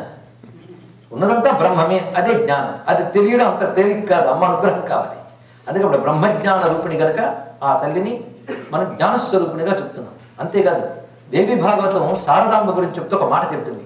వాగ్బుద్ధి జ్ఞానాధిష్టాత్రి అన్నారు ఇక్కడ. వాక్, బుద్ధి, జ్ఞానం మూడు చెప్పారు ఇక్కడ. వాక్ అంటే ఎక్స్ప్రెషన్, వాక్ అనగా ఎక్స్ప్రెషన్. అలాగే బుద్ధి బోధశక్తి అన్నారు. అంటే ఒక విషయం అర్థమైతే బుద్ధి అంటే, బుద్ధి ఉందా లేదా అంటే చెప్పింది అర్థమైందా లేదా అని అర్థం ఇక్కడ. బుద్ధి ఉండాలి, బోధశక్తి అన్నారు. అది బుద్ధి. ఈ బుద్ధికి వాక్కి అవసరమే జ్ఞానం. అది వాక్కు బుద్ధి జ్ఞానములు అంటే ఒక జ్ఞానం ఉంది, అది నీ బుద్ధితో తెలుసుకోవాలి, దాన్ని వ్యక్తీకరించగలగాలి. అది చాలా ప్రధానం. కొందరికి చాలా తెలుసు కానీ చెప్పలేరు. ఏం లాభం ఇక్కడ? చెప్పడం అంటే ఎక్స్ప్రెషన్ అండి. వాక్ అంటే గడగడ వాగడం కాదు. ఆ మాటకు వస్తే వాగడం అనేది కూడా వాక్కు నుంచి వచ్చింది, తెలుసుకోవాలి ఇక్కడ. వాక్కు నుంచి వచ్చింది వాగడం కూడా. కానీ వాక్కు అంటే the expression of knowledge. Knowledge లోపల ఉన్న నాలెడ్జ్ని వ్యక్తీకరించాలి. వ్యక్తీకరిస్తేనే కదా జ్ఞానానికి ప్రయోజనం. అందుకే వాక్కు అనగా వ్యక్తీకరింపబడిన జ్ఞానము. కనుక వాగ్దేవత అంటేనే జ్ఞానదేవత, కానీ వ్యక్తీకరింపబడింది. అందుకే వాగ్దేవ అనుగ్రహం ఉంటే జ్ఞానం మనకి తెలుస్తుంది, 10 మందికి ఉపయోగపడుతుంది. అందుకే వాగ్దేవి, ఆవిడ బుద్ధిని అధిష్ఠించి ఉంటుంది అక్కడ. కనుక జ్ఞాన వాగ్బుద్ధి దేవత అన్నారు ఇక్కడ. ఇంకొక చిన్న విషయం ఏంటంటే, ఎవడైనా ఏ పని చేయాలన్నా వాడికి ఆ పని చేసే జ్ఞానం ఉండాలి, లేకపోతే అవుతుందా అండి? ఆఖరికి వంట వండాలన్నా వంట ఎలా వండాలో తెలివితేటలు ఉండాలి, లేకపోతే భోజనం లేదు. కానీ ఎవడు ఏ పని చేయాలన్నా అది ఎలా చేయాలని జ్ఞానం ముందు ఉంటే కానీ చేయడానికి ముందుకు రాడు. ఒకడు క్రియ చేస్తున్నాడంటే అది ఎలా చేయాలి తెలియదు. ఇంతవరకు ఎప్పుడు వంట వంటలేదండి, ఇవాళే వండుతున్నా అంటే తినడానికి భయం వేస్తుంది, ఏం ప్రమాదమో అని. కానీ వంట వండే జ్ఞానం ఉందనుకోండి ధైర్యం ఉంటుంది మనకి ఇక్కడ. కనుక క్రియకు ఉపక్రమించేటప్పుడే జ్ఞానం ఉంటే కానీ ఉపక్రమణ లేదే. అందుకు జ్ఞానం ప్రధానంగా చెప్పబడుతుంది.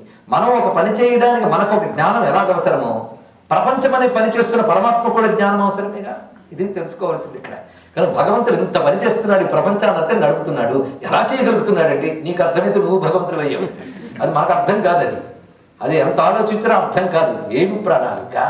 సకాలంలో సూర్యుడు రావడం, సకాలంలో ఋతువులు మారడం, ఈ విశ్వమంతా నడవడం, ఎంత తెలివితేటలండి. సృష్టిలో ఎక్కడ చూసినా భగవంతుడి జ్ఞానమే మనకు కనబడుతుంది. ప్రణాళిక. ఒక అద్భుతంగా పెయింటింగ్ వేస్తే అబ్బా ఏమి ఆర్ట్ అండి, ఏమి టాలెంట్ అండి అంటున్నామే. మరి ఇంత అద్భుతమైన ఆర్ట్ని, ఇంత విజ్ఞానాన్ని చూపించిన భగవంతుడికి ఎన్ని దండాలు పెట్టాలండి మనం ఇక్కడ. ఆ జ్ఞానాన్ని ఒక్కసారి ఆలోచించాలి. కనుక సృష్టి స్థితి లయలు చేస్తున్న పరమేశ్వరుడు ఏ జ్ఞానముతో ఈ 3 చేస్తున్నాడో ఆ జ్ఞానాన్ని మీరు కొలుచుకుంటే ఆ తల్లే సరస్వతి. కానీ పరమేశ్వరుడు యొక్క జ్ఞానం, సృష్టి స్థితి లయలు చేసే భగవంతుడి యొక్క జ్ఞానాన్ని సరస్వతి అంటున్నాం. ఇక్కడికి ఏమున్నది? ఈశ్వర జ్ఞానం సరస్వతి. ఆ జ్ఞానం ఒక మహాకాంతి అయితే అందులోంచి ఒక చిన్న స్పెక్, ఒక చిన్న బిందువు మనలో ప్రకాశిస్తే చాలా ధన్యులమైపోతాం ఇక్కడ. అది అద్భుతమైన అంశం. అందుకే మన సరస్వతి అనగా పరమేశ్వరుని యొక్క జ్ఞానం తెలుసుకోవాలి ఇక్కడ. పరమేశ్వరుడు అంటే శివుడు విష్ణువు పిచ్చి మాటలు వద్దండి. బ్రహ్మ విష్ణు శివాత్మకమైన ఒకడే బ్రహ్మ పరమేశ్వరుడు, ఆయన యొక్క జ్ఞానం సరస్వతి. ఇంకేం కావాలి? అందుకే వీడికి పేరు శారద. ఇంకా పేరు శారదా పేరుకి అర్థం చెప్పలేదు, భారతికే చెప్పాం. రెండవది సరస్వతి. ఇది వేదమునందు మాటి మాటిగా సరస్వతి పేరు ఎన్ని మార్లు కనబడుతుందో. ప్రణో దేవి సరస్వతి వాజేభిర్వాజినీవతి ధీనామవిత్రియవతు. ఇక్కడ నేను వేదమంత్రములు భాగం చెప్తున్నాను, స్వరం ఉందో లేదో చెక్ చేయకండి. ఎందుకంటే భాష్యం చెప్పేటప్పుడు, అర్థం చెప్పేటప్పుడు స్వర నియమం అక్కర్లేదని సాయణాచార్యులు వారు అన్నారు కనుక ఆ నియమంతో చెప్తున్నాం ఇక్కడ. ఇందులో భావం తెలుసుకోవాలి. సరస్వతి సూక్తం చెప్తోంది ఈ మంత్రం. ప్రణో దేవి సరస్వతి వాజేభిర్వాజినీవతి ధీనామవిత్రియవతి. సరస్వతి సూక్తం ఎంత అద్భుతంగా చెప్పబడుతుందండి. ఆ తల్లి గురించి ఒక్క పూట ఏమిటి, హాయిగా కొన్ని రోజులు చెప్పుకోవచ్చు. సరస్వతి భక్తులు దొరకాలి కానీ అంత విశేషమైన అంశం చెప్తున్నారు ఇక్కడ. సరస్వతి అక్కడ చూపిస్తున్నారు ఇక్కడ. ఆ సరస్వతి అంటే ఏమిటి? ఈ పదానికి అర్థం చేసుకోవాలి. సరస్వతి అనే పదానికి 2-3 అర్థాలు శాస్త్రంలో చెప్తున్నారు. ఒకటి సరస్సునందు ఉంటున్నది సరస్వతి అన్నారు ఇక్కడ. సరస్సుట. ఒకప్పుడు దేవతలందరూ అమ్మవారిని ధ్యానిస్తున్నారు. ధ్యానిస్తుంటే వేదమంతా ఒక సరస్సుగా మారిందట. వేదమంతా ఒక సరస్సుగా మారింది. ఎందుకు ఆ సరస్సుగా మారిందంటే, సరస్సు ఉంటే దాహం తీరుతుంది, సరస్సు ఉంటే తాపం తీరుతుంది, సరస్సు వల్ల ఆనందం లభిస్తుంది. అలాగే వేదం వల్ల మన జన్మల అజ్ఞానం అనే తాపం తీరుతుంది. అదేవిధంగా జన్మ పరమార్థమైన ఆనందం లభిస్తుంది. అందుకు వేదములు సరస్సుగా మారితే ఆ సరస్సులో ఒక తెల్లని కమలంలో అమ్మవారు కూర్చొని కనిపించారట. అంటే అర్థమేంటి? వేదములన్నీ నా స్వరూపములే, వీటి యొక్క సారరూపిణిగా నేను కనబడుతున్నాను కనుక సరస్వతి. అందుకే సరస్వతి అంటే రసస్వరూపిణి. రసము అనగా సారం, రసం రెండు ఒకటే శబ్దములు. ఎసెన్స్, సారం. ప్రపంచానికంతటి ఏది సారమో అదే రసం. ఒక బత్తాయి పండు తీసుకున్నామండి. బత్తాయి పండుగ అసలు ప్రధానమైన రసమే. రసం లేకపోతే బత్తాయి పండు ఎవరైనా తీసుకుంటారా? కానీ రసం కనబడదు. కానీ బత్తాయి పండుని చూడగానే తెలివైన వాడితో రసం ఉందో లేదో చెప్పగలరు. పిండితే చూస్తానండి, అక్కర్లేదండి. బత్తాయి పండు కొనుక్కోవడానికి వెళ్ళినప్పుడు చూస్తాం రసం ఉందా లేదని. పిండి చూస్తాను వాడు ఒప్పుకోవాలి. మీరు పండు చూడగానే లోపల రసం ఉంది, అది కనబడదు. నీ జ్ఞానం ఉపయోగించాలి. అలాగే పండు చూస్తే రసం కనబడదు, ప్రపంచం చూస్తే పరమాత్మ కనబడదు. తెలుసుకోండి. కానీ పండు బట్టి అందులో రసం ఉందని ఎలా తెలుసుకోవాలో ప్రపంచంలో రసమై ఒకటి వ్యాపించింది. ఆ రసం తెలియాలి. ఆ రసం లేకపోతే ప్రపంచం నీరసం. కమలనయన నీవు కలచోటు సరసంబు, నీవు లేని చోటు నీరసంబు, కంబు కంటి నీవు కలవాడు నీవు లేనివాడు అన్నాడు శ్రీనాథ్ మహాకవి. రసస్వరూపుడు ఆవిడ. ఆ రసం లేకపోతే ప్రపంచం అంత మొత్తం శవప్రాయం. స్వయా వినా జగత్సర్వం మృతతుల్యంచ నిష్ఫలం అన్నారండి శాస్త్రం. నువ్వు లేకపోతే జగత్ చచ్చింది దాంతో సమానమమ్మా అన్నారు ఇక్కడ. అది రసం. ఏమిటా రసం అంటే చిదేక రస రూపిణి. ఆ రసమే చిదేక రసం, చైతన్య రసం. ఆ రసమే సారం, అదే అదే సరస్వతి, రసస్వరూపిణి. ఇది దీని యొక్క అర్థం. రసస్వరూపిణి అంటే సర్వ జగత్తు యందు వ్యాపించినటువంటి చైతన్య రూపిణి. ఇది సరస్వతి శబ్దానికి ప్రధానమైన అర్థం. అదే సరస్సులో కనబడింది ఒక అర్థంతో పాటు చైతన్య రూపిణి. చైతన్యానికి ఒక లక్షణం ఉందండి, అదేమిటంటే వ్యాపించడం, వ్యాపించుట అనే లక్షణం ఉంది. ఒక రాగి తీగ పెట్టి దానికి ఎలక్ట్రికల్ కనెక్షన్ ఇచ్చారు. ఇచ్చిన వెంటనే ఇంకా తగిలిందో లేదో విద్యుత్ శక్తి, ఏమిటి శక్తి, తగిలిన వెంటనే తీగంతా వ్యాపించిపోతుంది. దీన్ని ప్రసరించుట అంటాం. సరించుట, ప్రసరించుట. విన్నారా? తెలుగు మాటలతో పరిచయం ఉంటే ఇవన్నీ తెలుస్తుంటాయి. ప్రసరించుట, సరించుట అంటేనే వ్యాపించుట, ప్రసరించడానికి బాగా వ్యాపించుట. ఒక దీపం వెలిగించగానే కాంతి ప్రసారం అవుతుంది, అవునా లేదండి? ప్రసారము.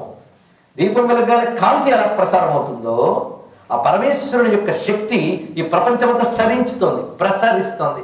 అలా సరించినటువంటి వ్యాపించినటువంటి పరమేశ్వర శక్తికి సరస్వతి, సరసరణశీలత్వాత్ సరస్వతి. ఇది అర్థమండి. ఇందులో ఏ ఒక్కడు గుర్తుపెట్టుకుని ఒక చోట కూర్చొని సరస్వతి అంటే వ్యాపించినటువంటి ఈశ్వర శక్తి, రసస్వరూపిణి. వేదంలో సరస్వతి గురించి చెప్తూ ప్రాణశక్తి సరస్వతి అని గొప్ప మాట చెప్పారు. ప్రాణశక్తియే సరస్వతి. ప్రాణశక్తి నీలో వ్యాపించిందా లేదా? లేకపోతే ఎక్కడ ఏ అవయవానికి ప్రాణశక్తి లేకపోతే అవయవం చచ్చుబడిపోతుంది. కనుక శరీరం అంతా ప్రాణశక్తి వ్యాపిస్తుంది. తిర్యగుర్ధ్వమధశ్చ ఈ రశ్మయస్తస్య సంతత సంతాపయతి సందేహం ఆపాదతల మస్తక, ఆపాదతల మస్తక. వ్యాపించిందా ప్రాణశక్తి? ఈ ప్రాణశక్తినే సరస్వతి అంటారు. చెప్పడానికి ఉన్నది. అందుకు సరస్వతి అనగా ప్రాణశక్తి, సరస్వతి అనగా వేదముల యొక్క సారరూపిణి, జగత్తు యొక్క సారరూపిణి, ప్రసరిస్తున్న పరమేశ్వరుని శక్తియే సరస్వతి. సరస్వతి శబ్దానికి అర్థమైపోయింది, భారతీయ శబ్దానికి అర్థమైంది. ఇక శారద, ఈ శబ్దానికి అర్థం తెలుసుకోవాలి. శారద, శరత్ అనే మాట విన్నాం కదా. శరత్ కాలం కాలం ఉంది మనకి. శరత్కాలంలో ఏం చేస్తారు? ఆ అమ్మవారిని ఆరాధన చేస్తారు. అది శరత్కాలంలో ఆరాధిస్తారు కనుక శారదారాధ్య అని పేరు అమ్మవారికి. శరత్తు శారద. శరత్ అని దానికి పేరు ఎందుకు వచ్చింది అంటే హినస్తి ఇది శరత్ అన్నారు. ఇక్కడ నశింపజేయునది అని అర్థం శరత్కి. ఎందుకు ఆ పేరు వచ్చిందంటే శరదృతువు వరకు కూడా వర్ష ఋతువు. ఈ వర్ష ఋతువు వల్ల ప్రవాహాలు బాగా వచ్చి నీరంతా చేరుతుంది నదుల్లో, జలాశయాల్లో. కానీ అంత బురద ఎక్కువగా ఉంటుంది అంతవరకు. అందుకే వర్షాకాలాల్లో వాటిల్లో నదీ స్నానాలు చేయరాదు అని చెప్తారు ఇక్కడ. అది రజస్వల దోషం నదికి ఏర్పడుతుంది కనుక నదుల్లో స్నానం చేయరాదు. గంగా, గోదావరి లాంటి మహానదులకు మినహాయింపు చెప్తున్నటువంటి అంశం ఇక్కడ. కానీ నదుల్లో స్నానం చేయరాదని పెద్దవాళ్ళు చెప్పారు. ఎందుకు చెప్పారు అంటే ఆ సమయాల్లో బురద ఇవన్నీ కూడా నీడంతా బురదతో ఉంటుంది. అలాగే వానలు అవి పడి నేలంతా బురదతో ఉంటుంది. ఆకాశం అంతా మబ్బులు కమ్ముతూ కమ్ముతూ ఆకాశం తేటదనం కూడా కనబడదు. మొత్తానికి తేటదనం. తేటదనం అంటే తెలుసు కదా, తెలుగు ఇది. ప్యూరిటీ, క్లారిటీ, అది మిస్ అవుతాం మొత్తం. అదంతా ఎంతవరకు వర్షాకాలం పూర్తయ్యే వరకు. ఎప్పుడైతే శరత్ అనేది వస్తుందో అప్పుడు ఒక తేట వస్తుంది. ఈ శరత్ ఏం చేసిందయ్యా అంటే ఆ ఉన్నటువంటి మాలిన్యాన్ని పోగొడుతోంది కనుక, మాలిన్యాన్ని అజ్ఞానాన్ని పోగొడుతూ వస్తుంది శరదృతువు.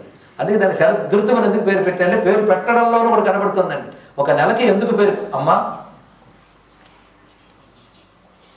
Don't make it play ground, చాలా తప్పు.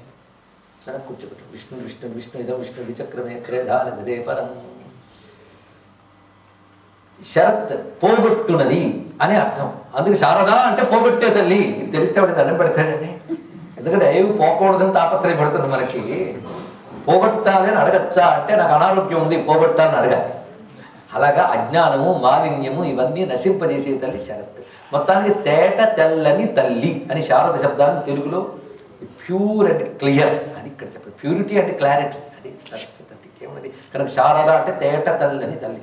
శారదారాధ్య అనే మాటకు అర్థం ఏమిటయ్యా అంటే శరత్కాలంలో పూజించేదని కాదుట, నీ మనస్సు శరత్ అయితే అప్పుడు ఆ పూజ అమ్మవారు పుచ్చుకుంటారని చెప్పారు. అంటే నీ మనస్సులో రకరకాల మాలిన్యాలు, అజ్ఞానాలు, అహంకారాల బురదంతా తీసేయి, మనస్సు తేటపరచు. తేట అయిన మనస్సే అమ్మవారిని ఆరాధించగలదు. శారదారాధ్య అన్నారు. అందుకే శారద అంటే తేట తెల్లని తల్లి, పవిత్రమైన నిర్మలమైన తల్లి. అందుకే అమ్మవారి శుద్ధ సత్వ స్వరూపాచ కోపాది పరివర్జిత అన్నారు అమ్మవారిని. ఆవిడ శుద్ధ సత్వ స్వరూపిణి తల్లి. శుద్ధ సత్వం అంటే ఏంటో తెలుసా? ప్రపంచంలో ఎక్కడ వెతికినా దొరకదు. అసలు సత్వరజస్తమో కూడా తెలుసు కదా, సంతోషం. మళ్ళీ దాని నుంచి మొదలెడితే ఇప్పుడు తెమలది. రజోగుణ తమోగుణ దోషములు ఇసుమంత కూడా లేనిది శుద్ధ సత్వం. సామాన్యం కదా ఇక్కడ. అలాంటిది లోకంలో ఎక్కడా కనబడదండి శుద్ధ సత్వం. ఎందుకంటే సత్వరజస్తమో కూడా కలిసే ప్రపంచం, ప్రపోర్షన్స్ తేడా ఉంటూ ఉంటుంది అంతే తప్ప కేవలం శుద్ధ సత్వగుణమే ఉంటే శుద్ధ సత్వం ఉంటాయి. అది ఎవ్వరికీ ఉండదు. ఒక్క భగవంతుడు ధరించిన సగుణ రూపం మాత్రమే శుద్ధ సత్వం, ఇంకేమీ కాదు. ఎందుకంటే మనల్ని రజోగుణ తమోగుణ వికారంలోంచి లాగి శుద్ధ సత్వంలోకి తీసుకువెళ్ళి గుణాతీత స్థితికి తీసుకెళ్లడం కోసం భగవంతుడు శుద్ధ సత్వ స్వరూపంలో వ్యక్తం అవుతాడు అన్నారు. ఇక్కడ అమ్మవారు అటువంటి శుద్ధ సత్వ స్వరూపిణి, రజోగుణ తమో గుణములనే మాలిన్యములు లేని శుద్ధ సత్వ స్వరూపిణి కనుక శారద. కనుక శారద అనే మాటకి ఎన్ని అర్థాలు తెలుస్తున్నాయి. అజ్ఞానమును పోగొట్టున్నది, పాప మాలిన్యాదులను పోగొట్టున్నది, తేట తెల్లని తల్లి. అదేవిధంగా శుద్ధ సత్వ స్వరూపిణి శారదా శబ్దానికి అర్థం. ఎందుకంటే సత్వా సంజాయతే జ్ఞానం అని భగవద్గీత కృష్ణ పరమాత్మ చెప్పాడు. సత్వగుణం ఉంటే జ్ఞానం ఉంటుందండి. ఇక్కడ నాకు మీరు అంతా చెప్పినా అర్థం కాలేదంటే సత్వగుణం అసలు లేదని అర్థం. లోపల సత్వగుణం ఉంటేనే ఇక్కడ దాకా రాగలవు, వచ్చే కూడా అది వర్క్ చేస్తే వినగలవు. అదే తమోగుణం వచ్చిందనుకోండి కళ్ళు మూసుకుపోతాయి, రజోగుణం వచ్చిందనుకోండి మరో రకంగా కళ్ళు మూసుకుపోతాయి, అంటే అహంకారం ఉంటుంది. ఈ రెండు కూడా జ్ఞానాన్ని తెలియనివ్వు. సత్వగుణం ఉండాలి అంతో ఇంతో, అది తెలుసుకోవాలి ఇక్కడ. అందుకు సత్వగుణం ఉంటేనే కానీ జ్ఞానం రాదు కనుక సత్వగుణం కోసం నువ్వు శుద్ధ సత్వ స్వరూపుడిని అమ్మవారిని ఉపాసన చేయగా చేయగా చేయగా నీకు జ్ఞానకారణమైన శుద్ధ సత్వ స్వరూపుని అనుగ్రహం లభిస్తుందయ్యా. అందుకే శంకర భగవత్పాదు వారు ఆ జ్ఞానాన్ని మనకి ఇవ్వడానికి శుద్ధ సత్వ స్వరూపుడి అని శారదని ప్రతిష్ఠ చేశారు. ఇది తెలుసుకోవాల్సింది. అందుకే శారదా పేరు పెట్టారు. అక్కడ జ్ఞానం కావాలంటే శుద్ధ సత్వగుణం వల్ల లభించాలి కనుక ఆ శారద అనే పేరు పెట్టడంలో విశేషం ఇక్కడ. కానీ భారతీయ సరస్వతి ఆటల పేర్లే, ఇది తెలుసుకోవాలి ఇక్కడ.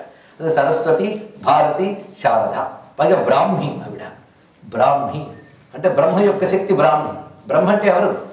పరబ్రహ్మే. మరి చతుర్ముఖ బ్రహ్మ ఆయన యొక్క స్వరూపమే, మాట్లేదు. బ్రహ్మ అంటే ది బిగ్గెస్ట్, ఇది సరైన అర్థం అండి. ది బిగ్గెస్ట్, బృహత్వాత్ బ్రహ్మణత్వాత్, ఇది బ్రహ్మ అన్నిటికంటే పెద్దది, అంతటా వ్యాపించడం లేదా బ్రహ్మము అన్నారు ఇక్కడ. అంతేకాదు మనందరికీ మొదటి పెద్దవాడు బ్రహ్మగారట. ఆ బ్రహ్మగారి నుంచే సమస్త జగత్తు వచ్చింది. అలాంటి బ్రహ్మగారు సృష్టికర్త కదా. సృష్టికర్త అంటే ఎవరు? క్రియేటర్.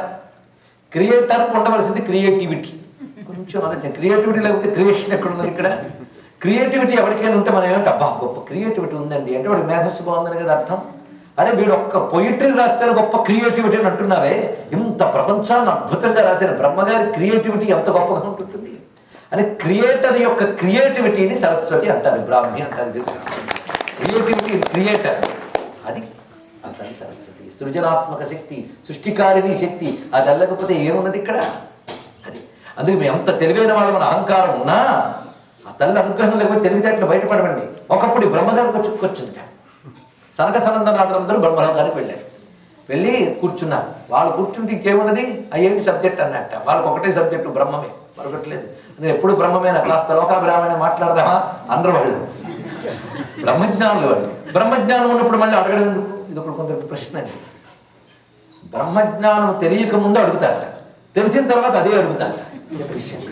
ఎందుకంటే వాడు బ్రహ్మజ్ఞానంతో ఉన్నారు కనుక మాట్లాడినా బ్రహ్మమే, విన్నా బ్రహ్మమే, అన్నా బ్రహ్మమే, అనుకున్నా బ్రహ్మమే. వాళ్ళకి బ్రహ్మము తప్ప మరొకట్లేదు.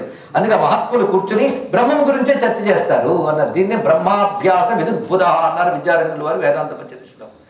అదే మాట, దాని గురించే మాట్లాడాలి, దాని గురించే వినాలి. ఇదే బ్రహ్మాభ్యాసం. అది అభ్యాస యోగం అంటే అదండి. ఇక్కడ బ్రహ్మాభ్యాసం వాడి పని కనుక బ్రహ్మగారి దగ్గరికి వెళ్ళి కూర్చొని నమస్కారం చేస్తూ మాకు బ్రహ్మం గురించి చెప్పండి, వింటామన్నట్ట. ఆయనకి 4 వేదాలు తలకాయలు పెట్టుకున్నాడు. ఆయనకి ఏమైంది వెంటనే గొంతు సవరించుకున్నట్ట. బ్రహ్మం అంటే మరి పలకలేదు, పెగలేదు, గొంతు పెగలేదు. ఇదేంటి ఎంత ఆలోచిస్తున్నాడు, తల కొట్టుకుంటున్నాడు 4 తలలు. లాభం లేదు, ఏమి స్ఫురించట్లేదు. చూసారా ఎంత ఉన్నా స్ఫురించట్లేదు. ఎప్పుడైతే స్ఫురించట్లేదో నీళ్ళు నవ్వులుతున్నాడు. ఎంత అవమానం అండి. బ్రహ్మ సభ, ఆయన పెద్ద ఆయన ఎదురుగా సనక సనందనాథులు మహర్షులు. ఆయన ఎదురు చెప్తాం కదా, అందరు చేతులు కట్టుకుంటే ఒక్కడు స్ఫురించట్లేదు. అరే చాలా చదివేనే, ఏం లాభం? సమయానికి స్ఫురించకపోతే ఎన్ని చదివిన లాభం? చాలా ఒళ్ళంతా చెమటలు పడుతున్నాయి. ఆ లోపల నారాయణుడు వచ్చాడు. అక్కడ ఆ నారాయణుడు వచ్చి ఇదిగో సరస్వతి దేవుని ధ్యానించని చెప్పాడు. వెంటనే కూర్చొని అమ్మని ధ్యానించాడు. ధ్యానించగానే పలుకులు వెల్లుగులు వెలుగా వచ్చి జ్ఞానం చెప్పగలిగట. కనుక నా భార్య అని కాదు, బ్రహ్మగారికి కూడా శక్తి ఆవిడ. ఇక్కడ పురాణ భాషలో మనకి ఏం చూపిస్తారంటే భార్యాభర్త అనేది మనకు అర్థం కావడం కోసం అలాగే చెప్తారే తప్ప అక్కడ అర్థం ఏంటంటే సృష్టికర్తకు ఉన్నటువంటి సృజనాత్మకమైన శక్తి సరస్వతిగా పక్కన ఉంటే కదా పని చేయలేడు. ఇది తెలుసుకోవాల్సింది ఇక్కడ. అందుకే సరస్వతి అనుగ్రహం వల్లనే స్ఫురణ వస్తుందండి. ఇప్పుడు బుద్ధికున్న శక్తి ఎన్ని యాంగిల్స్లో ఉంటుందో చూడండి, డైమెన్షన్స్. బుద్ధికున్న శక్తి డైమెన్షన్స్.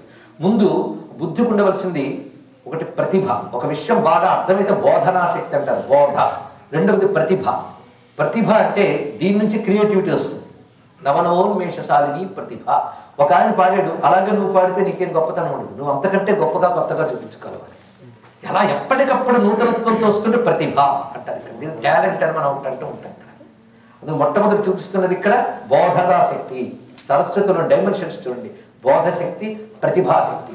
మూడవ శక్తి ధారణా శక్తి. ధారణ అంటే అనేక శాస్త్రములు చదివాం, కానీ అన్ని ధారణ చేసి పట్టుకోగలగాలి. ధారణ చేసి అంటే ఆ సమయానికి ఏది అవసరమో తత్శాస్త్ర విషయం చెప్పగలగాలి, ధారణ. ఇక నాలుగవది స్మృతి. రాసుకుంటున్నారా? వీటిని ఇంగ్లీష్లో కానీ మీరు చెప్పగలిగితే ప్రపంచానికి పాఠం చెప్పచ్చు. ఇక్కడ అవుతున్నదండి ఇక్కడ. కనుక బోధ, ప్రతిభ, ధారణ, స్మృతి. దీని స్మరణ, స్మృతి. అది లేకపోతే మహాకష్టం. యాదేవి సర్వభూతేషు స్మృతి రూపేణ సంస్థిత. ఈ స్మృతి అనుగ్రహం లేకపోతే పొద్దున్న నిద్రలేచి నా పేరేమంటారండి అని పక్కవాడిని అడగాలి. స్మృతి ఆవిడ ఉంది లోపల, తెలుసుకోవాల్సింది. ఆవిడే స్మరణ శక్తి. చూడండి, సరస్వతి అనుగ్రహం లేకపోతే ఎంతమంది మానసిక వికలాంగులు, బుద్ధి పనిచేయని వాళ్ళని చూస్తూ ఉన్నప్పుడు మనల్ని తల్లి ఎంత అనుగ్రహించింది అని ఒక్క భావం కలుగుతుంది. ఆ తల్లి అనుగ్రహం కావాలి. ఒకనొక పాపం వల్ల తల్లి అనుగ్రహానికి దూరం అవుతాం. అది మళ్ళీ ఆ పాపం తొలగించి అనుగ్రహించవలసింది ఆ తల్లి. ఆ తల్లిని ఆశ్రయిస్తే తప్పకుండా అటువంటి శక్తిని ఇస్తుంది. మూకం కరోతి వాచాల, మోగవాన్ని పలికించగలదండి ఆ తల్లి. సామాన్యమా? అందుకే ఇంతవరకు మనం చెప్పుకున్నటువంటి బోధ, ప్రతిభ, ధారణ, స్మరణ, ప్రజ్ఞ, ఇది చాలా విశేషం. లోపల ఉన్న ప్రజ్ఞ, చైతన్యమైనటువంటి శక్తి ప్రజ్ఞారూపంగా ఉంటుంది ఆ తల్లి. మరొక స్వరూపము స్ఫురణ, చాలా విశేషం. మనం స్ఫురించాలండి. ఎంత చదివిన వెళ్ళామో సరైన సమయానికి స్ఫురించద్దు. భారతంలో ఒక విషయం చెప్పుకున్నాం మనం. కృష్ణ పరమాత్మ రథం తోలుతున్నట్టు అర్జునుడిది, ఎదురుగా కర్ణుడు రథం తోలుతున్నాడు శల్యుడు. ఇద్దరు రథాలు ఎదురుగా వచ్చాయి. ఆ వచ్చినప్పుడు బ్రహ్మాస్త్రం అన్నీ ఉన్నాయని డాబు పలికి వచ్చాడు ఎవడు, కర్ణుడు పట్టుకున్నాడు ధనస్సు. ఇంకా బ్రహ్మాస్త్ర మంత్రం చెప్పుకోవాలి, స్ఫురించట్లేదుట. నిలబడిపోయాడు, ఒళ్ళంతా చెమట్లు పడుతున్నాయి శుభ్రంగా. శల్యుడు అన్నాడు, ఏమిటి బాబు అంత బడాలి పలికొచ్చావు, ధనస్సు తీసుకున్నావు, ఏమిటి ప్రయోగం చేయట్లేదు, అస్త్ర ప్రయోగం ఎందుకు చేయట్లేదు అని అడిగట. నాకు స్ఫురించట్లేదు అన్నట్టు.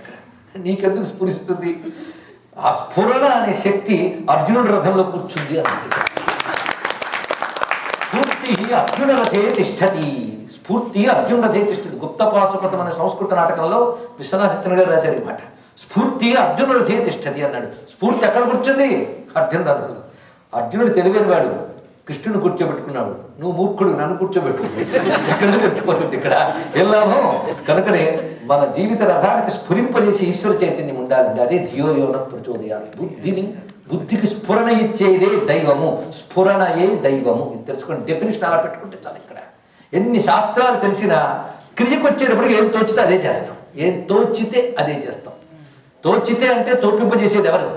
నేనే చదివాను, నువ్వు చదివిన సమయం రాదు. అదే బ్రహ్మగారి కథలు ఇద్దరు చెప్పుకున్నాం. ఆ స్ఫురణ అదే ధియోయోన ప్రచోదయ, అదే గాయత్రి, అదే సరస్వతి. తెలుసుకోండి. ఇక్కడ గాయత్రి వేరు, సరస్వతి వేరు కాదండి. గాయత్రి సరస్వతి రెండు ఒక్కటే. ఎవరికైనా పొరపాటున సంధ్యావందనం చేసి అలవాటు ఉంటే తెలియ పొరపాటున వాళ్ళకి తెలుస్తుంది. ప్రాతకాలంలో గాయత్రి, మధ్యాహ్న కాలంలో సావిత్రి, సాయంకాలంలో సరస్వతి. మూడు మంత్రం ఒక్కటే, ఏం మారలే. మంత్రార్థం ఒకటే. ఆవిడ ప్రాణశక్తి. గయాంత్రాయితి ఇది గాయత్రి. ప్రాణమును రక్షించే తల్లి గాయత్రి. ఆవిడ ప్రసరిస్తోంది కనుక సరస్వతి. ఆవిడ సృష్టికారిణి కనుక సావిత్రి. చూసారా, ఒకే శక్తి. అందుకే సావిత్రి బొమ్మ ఎలా ఉంటుందని, గాయత్రి బొమ్మ ఎలా ఉంటుంది? బొమ్మలు కాదు, శక్తులు. గాయత్రి, సరస్వతి, సావిత్రి మూడు ఒకే అమ్మ. కానీ మన శారదను నమస్కరిస్తున్నాడు సాక్షాత్ గాయత్రి స్వరూపం. ఆవిడే సావిత్రి, ఆవిడే సరస్వతి, ఆవిడే సంధ్యోపాస్య. గాయత్రి వ్యాహృతి సంధ్య స్వరూపం అది. అందుకు ఆవిడే సాక్షాత్తుగా గాయత్రి. ఆ తల్లి ప్రణవరూపిణిగా ముందు ఉన్నది అన్నారు ఇక్కడ. ప్రణవరూపిణి అయి ఆ తర్వాత ఆ తల్లి క్రమముగా వేదాది రూపములుగా వస్తూ ఆ తల్లి శాస్త్ర రూపములతో వికసించిందయ్యా అన్నాడు ఇక్కడ. అందుకే ప్రణవం అకార ఉకార మకారాలైతే ఆ మూడి నుంచి భూహు భువహ సువహ అని వ్యాకృతులు వస్తే, ఆ మూడింటి త్రిపద అయినటువంటి గాయత్రి రూపంగా వస్తే, ఆ మూడింటి నుంచి రుక్ యజు సామములు అనే వేద విద్య వస్తే, దాని నుంచి సర్వజ్ఞానములు వచ్చాయి కనుక వేదమాత గాయత్రియే సరస్వతి అన్నారు ఇక్కడ. అందుకే ఆ తల్లి గాయత్రి వేదమాత, అదే సరస్వతి. అందుకే శంకరులు శారదాంబను ప్రతిష్ఠించారు అంటే వేదమాతను ప్రతిష్ఠించారు. తెలుసుకోవాల్సినటువంటి ప్రధానమైన ఉద్దేశం వేదధర్మమే శారదా రూపంలో మనం అనుగ్రహిస్తున్నది. ఇది ఒక విశేషమైన అంశం మనం చెప్పుకున్నాం. అందుకే బ్రహ్మగారికి కూడా కృష్ణ పరమాత్మ చెప్తే వెంటనే స్మరించాడు, సరస్వతిని అనుగ్రహించింది ఆ తల్లి. అంతేకాదు ఒకప్పుడు భూదేవి ఆదిశేషుని వద్దకు వెళ్ళిందిట. నాకు కాసేపు నీతో బ్రహ్మ విద్య గురించి మాట్లాడుకోవాలని అనిపించింది అని అడిగిందిట. అప్పుడు ఆదిశేషుడు నేను రెడీ అన్నాడు. ఎందుకంటే ఒక్క తలకాయ ఉన్న వాళ్ళకి ఇంత అహంకారం ఉంటే 1000 తలకాయలు అహంకారం 1000 తలకాయలు ఎత్తింది అనమాట. నిజంగా యం జయించడం మహా కష్టం అండి. తో పాటు అది వచ్చేస్తుంటుంది పక్కకి. చాలా బాధ. అది జయించితే ఇంకేముంది, తరిచిపోతాం. అప్పుడు స్ట్రైట్గా జ్ఞానం ఏ ఈశ్వరుడి నుంచి వస్తుందో దాంట్లో కనెక్ట్ అయిపోతుంది. అహంకారం తీసేస్తే ఇది పెంకులో తగులుతుంది. మనకు వచ్చింది బాధ. మొత్తం 1000 పడగలతో నేను రెడీ అన్నట్ట. సరే నేను రెడీ అంది ఆవిడ భూదేవి. కానీ గొంతు పెగలేదు. ఒక్క మాట 1000 తలకాయల నుంచి ఒక్క జ్ఞానం రాలేదుట. అప్పుడు మళ్ళీ పరమేశ్వరుడు శివుడు వచ్చి చెప్తాడు, ఒక్కసారి జగదమ్మని శారదామ్మని ధ్యానించాడు. వెంటనే శారదామ్మని ఆదిశేషువు ధ్యానిస్తే 1000 పడగల వచ్చి మాట్లాడేట. ఆదిశేషువుని మనం జ్ఞానాది దేవతగా చెప్తాం. ఊరికిన 1000 పడగలు కాదు, 1000 పడగలంటే 1000 తలకాయల నాలెడ్జ్ అని ఇక్కడ తెలుసుకోవాల్సింది. అతడే పతంజలి ఆదిశేషువు. ఆయనకు అంత జ్ఞానం ఎవరిచ్చారు? అమ్మ శారదామ్మ, ఆ తల్లి దయ. అంతేకాదు యాజ్ఞవల్క్యుడు మహానుభావుడు, ఇతడు సామాన్యుడు కాడు. గురువు గారి దగ్గర వేద విద్య అంతా నేర్చుకున్నాడు. ఒకసారి ఏదో గురువు పట్ల అపచారం చేశారు. గురువుగారు చెప్పించారు, శివే వృష్టి గురుస్త్రాత గురువు వృష్టే నకశ్చన. ఇదే చెప్తున్నారు. శివుడు కోపగించుకుంటే గురువు రక్షిస్తాడట, కానీ గురువు కోపగించుకుంటే శివుడు కూడా రక్షించినాడు. ఇది తెలుసుకోవాలి ఇక్కడ. ఎందుకు తెలిసి మాట చెప్పడం ఆంతర్యం. ఒకవేళ శివుడు కోపగించుకున్నాడు అనుకోండి, గురువుని ఆశ్రయిస్తే ఆ కోపం తగ్గించడానికి మంత్రమో ప్రక్రియ ఏదో చెప్పిస్తాడు. ఇతను శివుడు వచ్చి చెబుతాడు. అదే గురువు కోపగించుకున్నాడు అనుకోండి, శివుడికి వచ్చి మంత్రోపదేశం చేయడు. ఇది వచ్చింది బాధ. ఇది అందుకే గురువు అనుగ్రహం చాలా ప్రధానం మన సంస్కృతిలో. అందుకే గురువుకి అంత ప్రాధాన్యం. అదే ఆ తల్లికి చెప్తున్నారు. ఆవిడే గురుమండల రూపిణి. ఆవిడ నమస్కారం చేసుకోండి. సరైన గురువుగా ఆవిడే అనుగ్రహిస్తుంది మన దగ్గర. ఆవిడ గురువు. దయమాన దీర్ఘనయన దేశిక రూపేణ దర్శితాభ్యుదయ వామకుచ నిహిత వీణాం వరదాం సంగీత మాతృకాం వందే అని కీర్తించారు ఇక్కడ. దేశిక రూపేణ గురుస్వరూపంతో కనపడుతుంది ఆ తల్లి ఇక్కడ. అంటే శారదయ్య గురువు. కానీ ఎవరు గురువు అని వెతకద్దు, అమ్మే గురువు అని దండం పెట్టండి. అప్పుడు సరైన గురు రూపంలో అమ్మవారి వస్తారు ఇక్కడ తెలుసుకోవాల్సి. అందుకే శృంగేరిలో 2 శారదలు కనబడతాయి. మీకు తెలుసలేదు? స్థిర శారద, చర శారద. స్థిర శారద టేబుల్, చర శారద డైనమిక్. 2 శారదలు కనబడుతున్నారట. స్థిర శారద ఎవరయ్యా అంటే శృంగేరి ఆలయంలో ఉన్న తల్లి. చరశారద ఎవరంటే భారతీయ తీర్థ మహాస్వామి వారికి 2 రూపాయలతో ఆ తల్లి మాట్లాడితే ఎలా ఉంటుందంటే భారతీయ తీర్థ స్వామి వారి మరొకటి కాదు ఇక్కడ. కానీ 2 రూపాయలతో అనుగ్రహిస్తుంది. గురుమండల రూపిణి కనుక స్థిరచారద చరచారద. అందుకు ఆ తల్లి అనుగ్రహం వలన ఆదిశేషు పలికాడు, పతంజలి పలికాడు. ఇది అమ్మవారి గురుస్వరూపాన్ని మనం చెప్పుకున్నాం. మొత్తం యాజ్ఞవల్క్యుడి గురుశాపం వచ్చింది, పలుకులు పలకట్లేదు. మొత్తం అంతవరకు నేర్చుకున్న వేద విజ్ఞానం అంతా మర్చిపెట్టాడు గురువు. అది చెప్పించాడు, ఇంతవరకు నీకు ఇచ్చిన విద్య ఇంకా పనిచేయదు, నీకు మర్చిపోతావు అన్నాడు. ఇంకేముందండి, విద్యనే ప్రధానంగా బ్రతికేవాళ్ళు ఋషులు. మనం విద్య ప్రధానంగా బ్రతకం. విద్యతో ఏదో సంపాదించాలనుకుంటాం, మనం విద్యనే సంపాదించాలనుకుంటాం ఋషులు. ఈ కాన్సెప్ట్ అర్థం కాదు ఈ కాలం, తెలుసా మీకు? ఈ కాన్సెప్ట్ అర్థం కావాలంటే తలకిందులు తపస్సు చేయాలండి. మనం పొల్యూట్ అయిపోయాం. ఇప్పుడు ఈ కాన్సెప్టే అర్థం కాదు. విద్యని సంపాదించాలని ఎంతమంది అనుకుంటారు? విద్యతో ఏదో సంపాదించాలనుకుంటాం, కానీ విద్యని సంపాదించుకునే వాళ్ళు ఎంతమంది ఉన్నారండి? అలాంటి విద్యనే సంపాదించుకొని జీవించిన వాళ్ళని ఋషులు అంటారు. వారు భారతదేశంలో మాత్రమే లభిస్తారు. విద్యనే సంపాదిస్తారు, విద్యతో ప్రపంచాన్ని అనుసరిస్తారు. అందుకే రాజ్యాలైన చక్రవర్తులు కూడా అడవుల్లో నిరాడంబరులై కౌపీనం ధరించి విద్యతో బ్రతికే వాళ్ళ పాదాల దగ్గరికి వెళ్ళి దండం పెట్టారు. తెలుసుకోండి, ఇక్కడ పదవులు విద్య ముందు మోకరిల్లేవు, కానీ విద్య పదవి ముందు మోకరిల్లలేదు. అది భారతదేశం. విద్యకంత ప్రాధాన్యం, జ్ఞానానికి ప్రాధాన్యం, భారతికి ప్రాధాన్యం ఇస్తే భారతదేశం. ఇది తెలుసుకోవాల్సింది ఇక్కడ ప్రధానమైన విషయం ఒకటి చూస్తున్నాడు. అందుకు విద్యనే మర్చిపోయే ఇంక జీవితం ఏమిటి? అది మృతప్రాయం. అందుకు ఋషికి అంతకంటే శాపం ఇంకేముందండి? సమస్తమైన విద్యలో మర్చిపోతావు అనగానే బాధపడ్డాడు, ఏడ్చాడు. పోనీ అదేనా చేతన మరి ఏంటి ఏడవడం? అదేనా నమంత్రం నో యంత్రం తదిపి జన జానే స్తుతుమహో నచాక్వానం ధ్యానం తదిపి జన జానే స్తుతి కదా నజానే ముద్రాస్తే తదిపి జన జానే విలపనం. మంత్రం తెలుసు, శాస్త్రం తెలుసు అంటే అహంకారం ఉంది. ఏడవడం తెలిసిందంటే అహంకారం కలిగితే కానీ ఏడవడం. అందుకే మంత్రాల కంటే, తంత్రాల కంటే, పూజల కంటే, పునస్కారాల కంటే భగవంతుడి ముందు ఏడవడం చాలా గొప్ప భాగ్యం. ఆ ఏడుపు రావాలి, ధన్యులమైపోతాం. అది వచ్చింది యజ్ఞవల్కుడికి. విద్యను మర్చిపోయాడు కానీ ఏడ్చాడు. అయ్యో ఆ తల్లి అనుగ్రహం దొరకలేదే అని ఏడుపు చక్కగా ఏడ్చాడు. ఆ ఏడుపు ఎలా ఏడ్చేట్టు? సూర్యభగవాన్ని చూసి ఏడ్చేట. ఇది గొప్ప ప్రక్రియ అండి. మీకు ఏది కావాలన్నా, చిన్నపిల్లలు ఏది కావాలన్నా అమ్మ దగ్గరికి వెళ్ళి ఏడుస్తారు, నాన్న మాట కనుకపోయినా. అమ్మ దగ్గరికి వెళ్తే ఆయన చేత అలా సాధింపజేయాలి ఆవిడకి తెలుసు కనుక ఎక్కడ వెళ్ళి ఏడవాలో తెలుసు. ఆయన ఒకటే ఏడుపు ఏడ్చేట. సూర్యమండలంలో ఉన్న అమ్మవారిని, సూర్యమండలంలో ఉన్న అమ్మవారి గాయత్రి, భానుమండలి మధ్యస్థ గాయత్రియే ఆ తేజస్సు, ఆవిడే వేదమాత, మరొకటి ఏమున్నది. కనుకనే సూర్యమండలం వైపు చూస్తూ అమ్మా అని ఎడ్చెట్టండి అంతే. వెంటనే ఆ సూర్యమండలం నుంచి దిగి వచ్చింది ఆ తల్లి వీణాపాణి అయి. ఆ శారదాంబ దిగి వచ్చి యాజ్ఞవల్కుడిని అనుగ్రహించి, నువ్వు మర్చిపోయిన విద్యలన్నీ ఇవ్వడమే కాదు, ఇంకా కొత్త కొత్త విద్యలు కూడా నీకు నేను భాషింపజేస్తున్నాను అని ఆ తల్లి అనుగ్రహించిందట. దాంతో యాజ్ఞవల్కుడికి తిరిగి వేదములన్నీ అతని నుంచి వెలికి వచ్చాయి. ఆయన పేరునే మాధ్యంజన సంహిత అని చెప్పబడుతూ శుక్లయజుర్వేదం తయారైంది మహానుభావుడు. ఇక్కడ కానీ యాజ్ఞవల్క్యుడు సరస్వతీదేవి అనుగ్రహాన్ని పొందాడు. అందుకే అమ్మ పాదాలు పట్టుకున్నామా ఆ గురుమండల రూపిణి అనుగ్రహం మనకు లభిస్తున్నది. కనుక శారదాంబ అనగానే ఇన్ని భావాలు. యజ్ఞరూపిణి, ఆవిడ సాక్షాత్ అజ్ఞాన నాశిని, ఆవిడ ప్రాణశక్తి, ఆవిడ వేదస్వరూపిణి. అదేవిధంగా అమ్మ అక్షర రూపిణి. ఇది తెలుసుకోవాల్సిన మరొక భావం. పంచాశద్వర్ణ విగ్రహ అమ్మవారి పేరు ఇక్కడ. పంచాశద్వర్ణాకృతి మంబ శ్రీ శారద వాగ్బుద్ధి జ్ఞానాధిష్టాత్రీం సితగాత్రీం అని కీర్తిస్తున్న అమ్మవారిని. 50 అక్షరాలు కలిసి ఆ రూపం ఉంటుందట. మీరు అమ్మవారిని పూజ చేసేటప్పుడు శృంగేరిలో ధ్యాన శ్లోకం చూడండి. పంచాశల్లిపి విభక్తం కదై తన్మజ్జ వక్షస్థలా అమ్మవారిని చూపిస్తున్నారు ఇక్కడ. 50 అక్షరాల రూపం ఉంటే అమ్మవారు. ఒక్కసారి ఆ రూపాన్ని భావిస్తే అకారం నుంచి అమ్మహా వరకు అమ్మవారి ముఖం, ఇక కకారం నుంచి మొదలుకొని టకార ఠకార వరకు వచ్చేటప్పటికల్లా వక్షస్థలం, ఆ తర్వాత డకారాదుల వరకు వచ్చేప్పటిక నాభి, అటు నుంచి మిగిలిన అక్షరములు పాదముల వరకు. ఇవన్నీ కలిపి అమ్మ రూపం. అక్షరాలన్నీ కలిపి అమ్మట. అందుకే అమ్మవారిని ధ్యానం చేసి అక్షర రూపిణి అని నమస్కారం చేసుకుంటే మనం ధన్యమవుతున్నాం. అందుకే మాతృకా వర్ణ రూపిణి అక్షర రూపిణి నమస్కారం చేస్తున్నాం. అక్షర రూపిణి శారద. ఇది మరి ఒక భావాన్ని పరిశీలిస్తున్నాం. ఇలా అమ్మ గురించి మనం భావన చేస్తూ ఉంటే ఈ తల్లి అనుగ్రహం ఉంటేనే సంపదలు ఉంటాయట. చూసారా, సరస్వతి అనుగ్రహం ఉంటేనే లక్ష్మి. అందుకే వాజేభిర్వాజినీవతి, వేదంలో ఈ మాట చెప్తున్నారు. వాజేభి వాజినీవతి, ఆ తల్లి మనల్ని అనుగ్రహించాలి. ఎలాగూ వాజేభి, వాజేభి అంటే అన్నైహి అన్నారు ఇక్కడ. అన్నములతో అనుగ్రహించుదారు. ఎంత అందమైన మాట చూడండి. అన్నములు ఇవ్వాలంట, సరస్వతి అన్నం ఇవ్వాలంట. ఒక ఆయన అన్నాడు, నాకు ఏ తెలివితేటలేదండి అందుకు అడుక్కుంటున్నాను. దానికి ఏవో తెలివితేటలు సామాన్యం కాదు. ఎందుకంటే ఇవాళ అడుక్కోవడానికి వెళితే పెట్టే బుద్ధి ఆవిడకి పుట్టాలేదు ఒక ఆవిడికి. లేకపోతే కొందరు ఎంత అడిగినా పెట్టే బుద్ధి పుట్టదు. అక్కడ పెట్టే బుద్ధి పుట్టాలి. ఆ బుద్ధి పుట్టించేది బుద్ధి అధిష్టానం దేవతే కదా. ఇది తెలుసుకోవాల్సింది ఇక్కడ.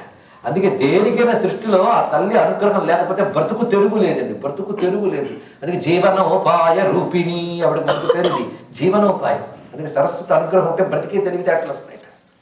అదే తల్లి అనుగ్రహం. అందుకే అన్నములతో అనుగ్రహించుగాక అన్నప్పుడు వాజేభి వాజినీవతి. ఆవిడ వాజినీవతి అంటే అన్నములు కల తల్లి, అన్నములతో అనుగ్రహించుగాక. ఆవిడ దగ్గర అన్నములు ఉన్నాయి కనుకనే అన్నాలు ఇస్తుంది, లేని వాళ్ళు ఇవ్వగలరండి. వాజినీవతి అంటే అన్నములు కల తల్లి, ఇది అర్థం వేదమంత్రానికి. అన్నములు కల తల్లి అన్నములు ఇచ్చి అనుగ్రహించుగాక. ఇంత విశేషమైన అంశాన్ని చూపిస్తున్నాడు ఇక్కడ. అన్నములు అంటే ఫుడ్ కాదు, అన్నములు అనగా ఐశ్వర్యములు. ఇది అర్థం తెలుసుకోవాల్సింది. అన్నం అనగా ఐశ్వర్యము, ఇది అన్నం. వేద భాష వేదిక టెర్మినాలజీలో అన్నం అంటే ఐశ్వర్యం అన్నారు ఇక్కడ. అత్తితి అన్నం, అనుభవించేది అన్నము. ఈ డెఫినేషన్స్ గుర్తుపెట్టుకోండి. ఇప్పుడు చెప్తున్న శాస్త్ర విషయాలు, కాలక్షేప విషయాలు కాదు. అమ్మ దగ్గర కూర్చొని కూడా కాలక్షేపమా? అన్నము అనగా అనుభవించున్నది అన్నము. ఇప్పుడు అనుభవం చూద్దాం. కళ్ళతో ఒక దృశ్యాన్ని చూసాం, ఆ దృశ్యం కంటికి అన్నం. ఒక శబ్దాన్ని విన్నాం, అది చెవికి అన్నం. ఈ ఇంద్రియాలు అన్నాలు పొందాలి, లేకపోతే మనకు ఒక దృశ్యం కనబడలేదనుకోండి బాధాకరం. పొందే శక్తి కంటికి లేకపోతే బాధాకరం. కనుక అన్నాలతోనే మనం బతుకుతున్నాం. అన్నం అన్నాద ఏవచ తెలుస్తున్నది కదా. అన్నము అన్నాదము రెండు భగవంతుడేట. ఎదురుగా దృశ్యం ఉంది కనుక అన్నం ఇచ్చాడు భగవంతుడు. కానీ చూడగలిగే కంటికి చూపు శక్తి ఉండాలిగా. ఇది అన్నారు చూడండి, పరిశీలించండి ఇక్కడ. ఈ అన్నములు అంటే ఇంద్రియ శక్తులు, ఇంద్రియములకు కావాల్సిన ఐశ్వర్యములు. కనుక అన్నములు అనగా ఐశ్వర్యములు, వాటిని అనుభవించగలిగే శక్తులకు అన్నములని పేరు. అందుకే వాజినీవతి అంటే సర్వ ఐశ్వర్యముల తల్లి, ఐశ్వర్యములు ఇచ్చుగాక. ఇది అంటే వాజినీవతి. అయితే ధీనాం అవిత్రి, ఏదో అందమైన మాట ఇచ్చాడు ఇక్కడ. ధీనాం అవిత్రి, ఈ మాట తెలుసుకుని అమ్మవారిని నమస్కరించండి, అనుగ్రహం లభిస్తుంది. తెలిసి చేసిన వాడి నమస్కారానికి బలం ఎక్కువ. ఈ మాట అలాగే గుర్తుపెట్టుకోండి. తెలిసి చేసే నమస్కారానికి బలం ఎక్కువ. అందుకే తెలుసుకోవడం ఉపన్యాసాలు ఎందుకు, ఇకపై తెలిసి చేస్తాం కనుక శక్తి ఎక్కువగా వస్తుంది. వీర్యవత్తరం భవతి అని ఉపనిషత్తు చెప్తుంది. ఇప్పుడు ధీనాం అవిత్రి అనే మాట అద్భుతమైన మాట. అవిత్రి అంటే రక్షకురాలు, అవనము అంటే రక్షణ. అవనము చేయనిది అవిత్రి. వేటిని రక్షిస్తుంది? ధీనాం. ధీనాం అంటే బుద్ధులను రక్షించే తల్లి. ఎంత మాట అండి. అదొక్కడు బాగుంటే అన్నీ బాగుంటాయి, మనకు ఒక్కడు తప్ప అన్నీ అడుగుతుంది. ఇది బాధ అంతా అది. కానీ వేదం అయితే ఒక్క మాట చెప్పింది, ప్రార్థన అంటే పెద్దగా ఏం లేదు, ఒకటే ప్రార్థన, బుద్ధిని బాగు చేయు. ఇది ఒకటే ప్రార్థన, మనకు లేస్తండి. అందుకే సంధ్యావందన సారాంశం అదే, ధీయోజన ప్రచోదయ, అదే బుద్ధి జ్ఞాన ప్రచోదయ. బుద్ధిని ప్రేరేపించుకో, బుద్ధి బాగుంటే అన్నీ బాగుంటాయి. అందుకు ఉపనిషత్తు సనో బుద్ధ్యా శుభయా సంయునక్తు అని ఉపనిషత్తు చెప్తోంది. భగవంతుడు నా బుద్ధిని శుభముతో కలుపుగాక. బుద్ధి బాగుంటే బాగుంటాయట. అందుకు బుద్ధులు కాపాడబడాలి. బుద్ధి సరిగ్గా ఉంటే అన్నీ సరిగ్గా ఉంటాయి. అందుకు బుద్ధులను కాపాడే తల్లి ధీనామవిత్రి అనే మాటకి. అందుకు బుద్ధిశక్తి ఆ తల్లి ఇస్తున్నది అన్నారు. అంతేకాకుండా ఎన్ని విషయములు చెప్తున్నాడో చూడండి. ఆ తల్లి కామధేనువు. సరస్వతీదేవిని ఆవుతో పోల్చారు తెలుసా మీకు? ఎందుకు పోల్చారు ఇది కూడా తెలుసుకోవాలి. ధేనుర్వాదస్మాన్ ఉపసుష్ఠుతైతు. ఈ వాక్ అనే ధేనువు మనల్ని అన్ని విధములా పోషించుగాక, బలపరచుగాక అన్నారు ఇక్కడ. ఎందుకంటే ఇంట్లో ఆవు ఉంటే సంపద ఉన్నట్టు పూర్వం భావించేవారు. ఆవు పాలతో పాడి పంట సుష్టు పుష్టి అన్నీ లభించేవి ఇక్కడ. పైగా ఆవుని దేవతగా పోల్చడంలో కామధేను ఒకటి ఉన్నది. కామధేను ఏం చేస్తుంది? ఏది కావాలంటే అది ఇస్తుందిట. అది అమ్మవారు వాగ్దేవతే కామధేనువు అన్నారు ఇక్కడ. అంటే సరస్వతి కామధేనువు, కామధేనువే సరస్వతి. కామధేనువు ఎలాగైతే నువ్వు ఏది కోరుకుంటే అది ఇస్తుందో, అమ్మ సరస్వతి కూడా ఏది కావాలంటే అది అనుగ్రహించేటువంటి తల్లి అనే భావన చూపిస్తున్నారు. అందుకే ధేనువాగీశ్వరి మంత్రం అని మంత్రశాస్త్రంలో మంత్రం ఉందండి. ధేనువాగీశ్వరి ఆవిడ తల్లి. అలా ఇంతవరకు మనం అమ్మవారిని ఎన్ని రూపాలతో పరిశీలించామో తర్వాత గుర్తు తెచ్చుకుని ఒక దగ్గర మనం సమీకరించుకుంటే అమ్మ స్వరూపం మొత్తం సాక్షాత్కరిస్తుంది. అందుకు ఆ తల్లి యొక్క రూపభావన మనం చేస్తూ ఇంతవరకు నామాలకు అర్థాలు చెప్పుకున్నాం, వేదమంత్రముల ప్రమాణాలతో గ్రహిస్తూ వస్తున్నాం. అంతేకాదు యజ్ఞరూపేణ వేద ప్రమాణం కూడా ఉన్నది. చోదయిత్రి సుమృతానాం చేతంతి సుమతీనాం యజ్ఞం దధే సరస్వతి. ఈ మంత్రం ఉన్నది. చోదయిత్రి సుమృతానాం, మంచి పలుకులు పలికే వాళ్ళని ప్రేరేపిస్తున్నది. ఎంత అందమైన మాట అండి. వీటికి అర్థాలు తెలుసుకుంటే, అంటే అమ్మవారు ఎవరి బుద్ధిని ప్రేరేపిస్తుందంటే ఎవరు సత్యం పలుకుతారో వారి బుద్ధిని ప్రేరేపిస్తుంది. అందుకే సత్యం పలకడమే వాగ్దేవి వ్రతం. అంతేకాని సరస్వతీ పటం పెట్టి పూజించడం కాదు. సత్యం పలకడం, ప్రియంగా మాట్లాడడం, హితంగా మాట్లాడడం, అది వాగ్దేవతని పూజించడం. అది చేస్తే సూనృతము పలికే వారి బుద్ధుల్ని ప్రేరేపిస్తుందట. చోదయిత్రి సునృతానాం చేతంతి సుమతీనాం, మంచి మనస్సు ఉన్నవారిని ఆవిడ చైతన్యవంతుల్ని చేస్తుంది. అందుకే అమ్మ మనల్ని ప్రేరేపించాలన్నా, అమ్మ మనల్ని చైతన్యవంతులు చేయాలన్నా మనకు ఉండవలసిన లక్షణాలు రెండు: సూనృతము, సుమతి. ఈ రెండు ఉంటే చాలండి. మంచి పలుకు, మంచి ఆలోచన, ఈ రెండు మనకు ఉంటే ఆ తల్లి యొక్క అనుగ్రహం సంపూర్ణంగా లభిస్తుంది. అందుకే యజ్ఞం దధే సరస్వతి, అమ్మ యజ్ఞం నువ్వే ధరించాలి తల్లి అని యజ్ఞం చేసినప్పుడు ఋషులు వాగ్దేవతను ప్రార్థిస్తున్నారు. లేకపోతే యజ్ఞం సాగదట. యజ్ఞస్వరూపుడు అలాంటి తల్లికి ఒక అద్భుతమైన ఆకారాన్ని మనం ఇస్తే, ఆకారం ఎందుకయ్యా అంటే అంతుపట్టని తల్లిని ఆధారంగా పట్టుకోవడానికి. ఎందుకంటే గంగ దగ్గరికి వెళ్ళాం, కానీ పాత్రతో నీళ్లు తీసుకోవచ్చు. అలాగే పరమాత్మకి ఆకారం లేదు, గన్ను పొందాలి అంటే ఆకారంతో పట్టుకురావాలి. ఇక్కడ అలాంటి ఆకారాన్ని శంకర భగవత్పాలు ప్రతిష్టాపన చేశారు కదా. ఆ శారదామ్మ ఒక్కసారి చూడండి, ఒక చేత్తో ఆవిడ అక్షమాల పట్టుకుందిట. అది అక్షమాల. అకారం నుండి క్షకారం వరకు ఉన్న అక్షరాలే మాలగా పట్టుకుంది ఆ తల్లి ఇక్కడ. అది అక్షమాల. ఇదిలో సర్వ మంత్రశక్తులు దాగి ఉంటాయి. అమ్మవారి అక్షమాలని ధ్యానిస్తే మంత్రశక్తులు ఉన్నాయి. ఎందుకంటే ఏ మంత్రం చేయాలన్నా ఏ 50 అక్షరాల యొక్క మార్పేగా కాంబినేషన్ అంతే. అందుకు అక్షమాలే అక్షరమాల అది పట్టుకుంది ఒక చేత్తో. అంతేకాదు, అలాంటి అక్షరాల వల్ల మనకు కావలసిందేంటి? అన్నం. అన్నం అంటే ఇందాక చెప్పుకున్న ఐశ్వర్యం. కేవలం భోజనం అయితే ఇక్కడ దాకా రాక్కర్లేదు. మనకు చాలా అన్నాలు కావాలని ఇక్కడ దాకా వచ్చాము. అన్నం అనగా ఐశ్వర్యం. ఐశ్వర్యాన్ని మనం ఆస్వాదిస్తూ ఆనందాన్ని అనుభవిస్తూ ఉంటాం. కనుక పోషించేదానికి అమృతము అని పేరు. విద్య వల్ల మనకు కావాల్సింది పోషణ. అందుకు అమృత కలశం పట్టుకుంది. అంటే ఈ విద్య వల్ల నేనే పోషిస్తాను మిమ్మల్ని అని చెప్తోంది ఇక్కడ. అన్నం ఇచ్చే తల్లి అమృతమే అక్కడ పట్టుకుందిట. ఇక తర్వాత ఎడమ చేతిలో పట్టుకున్నది పుస్తకం. పుస్తకం అంటే సర్వశాస్త్రములకు సంకేతం అది. సృష్టిలో ఉన్న సర్వశాస్త్రములకు సంకేతం పుస్తకం. ఇవన్నీ శాస్త్ర విద్యను తెలియజేస్తుంది. ఆ తర్వాత చిన్ముద్ర, ఇది అర్థం కావడం మహా కష్టం. పట్టడం మాత్రం చాలా సులభం, అర్థం అవడం మహా కష్టం. ఇది దేన్ని తెలియజేస్తుందయ్యా అంటే ఏకజ్ఞానాన్ని తెలియజేస్తుందట. ఏకజ్ఞానం అంటే బ్రహ్మజ్ఞానం, దాన్ని తెలియజేస్తుంది. ఒక్కటి అన్నాడు ఇక్కడ. ఆ చిన్ముద్రలో ఉందండి మొత్తం రహస్యం. మామూలుగా చిన్ముద్రలో ఒక భావం మనం ఏం చెప్పుకోవచ్చు అంటే, చిన్ముద్ర పడితే కాన్సన్ట్రేషన్ పెరుగుతుందట. ఈ మధ్య కొంచెం యోగా పిచ్చి ఒకటి పట్టింది కదా మనకి, చిన్ముద్ర పట్టడం. ఈ ముద్ర పడితే ఇంకా అలా కూర్చుంటాం, కాన్సన్ట్రేషన్ తప్పకుండా పెరుగుతుంది ఆ వైబ్రేషన్కి. ఒకప్పుడు పనికిమాలను తీసి పారేసని ఇప్పుడు గొప్పవన్నీ ఎత్తుకెచ్చుకుంటున్నారు పడమటి దేశాల వాళ్ళు. చిన్ముద్ర ఏకాగ్రతకి సంకేతం ఇది. అంతేకాదు ఇందులో ఉందయ్యా అసలు పరమాత్మ అన్నాడు ఇక్కడ. ఈ చెయ్యుందే చూపిస్తుంది, ఇండికేషన్ ఇక్కడ అన్నాడు. ఇక్కడ మొత్తం 5 ప్రపంచం ఉంది, ఇంకోటి ఏమీ లేదు. చూడండి ఎంత అద్భుతమైన జ్ఞానం ఉందో ఇక్కడ చూపిస్తున్నాడు. అదే భారతీయుడు ఒక ముద్ర పెట్టినా జ్ఞానం ఉంటుంది, సామాన్యం కాదు. ఇక్కడ ఇందులో చూపిస్తున్నది ప్రపంచము, పరమాత్మ, నేను. అయిపోయింది అంతే. ఈ 3 తప్ప మనకు సబ్జెక్ట్ ఉందో డిస్కస్ చేయడానికి. మరొకసారి రిపీట్ చేస్తున్నా. మన రమణ మహర్షి చెప్తున్నారు, మతమన్న ఆధ్యాత్మికత అంటే ఏమిటో కాదయ్యా, జీవుడు, జగత్తు, ఈశ్వరుడు మూడింటి యొక్క రిలేషన్ గురించి చర్చించేదే మతం అన్నాడు. ఎంత అద్భుతమైన డెఫినేషన్ చెప్పాడు ఇక్కడ. జీవుడు, జగత్తు, ఈశ్వరుడు, అంతే. ఇక్కడ ఈశ్వరుడు గురించి ఆలోచించకుండా రెండింటి గురించి ఆలోచిస్తే నాస్తికత్వం, మూడో దాని గురించి కూడా కలుపుకుంటే ఆస్తికత్వం, అంతే తేడా ఇక్కడ. కనుక మన చుట్టూ ఉన్న జగత్తు, ఈ జగత్తుతో చూస్తున్నవాడిని నేను, కనుక 2 వచ్చాయి. ఈ రెండింటికి మూల కారణమైన వాడు ఈశ్వరుడు. ఈ మూడింటి గురించి ఆలోచించాలి. ఇప్పుడు ఈశ్వరుడు నాకు, జగత్తుకి ఆధారం, ఎందుకంటే ఐ పార్ట్ ఆఫ్ జగత్. ఇప్పుడు చూడండి, జగత్తు ఇదిట 3, జీవుడు ఇది, ఈశ్వరుడు ఇది, ది బేస్ మొత్తం చూస్తున్నాను ఇక్కడ. ఇప్పుడు జీవుడు అంటే ఎవరు? నేనంటే ఎవడికి వాడండి, మరి నేను ఒక్కడనే కాదు ఇక్కడ. ఇప్పుడు నేను అనబడే జీవుడు దేవుడితో తగిలి ఉన్నాడు. చూడండి ఇక్కడ జగత్తుతో కలిసి ఉన్నాడు. ఈశ్వరుడు చూపేయలేదు మనిషికి, ఇలా కూర్చున్నాడు అంతే, ఇంకోటి లేనే లేదు ఇక్కడ. జగత్తుని దీంతో ఎందుకు పోల్చామో చెప్పారా?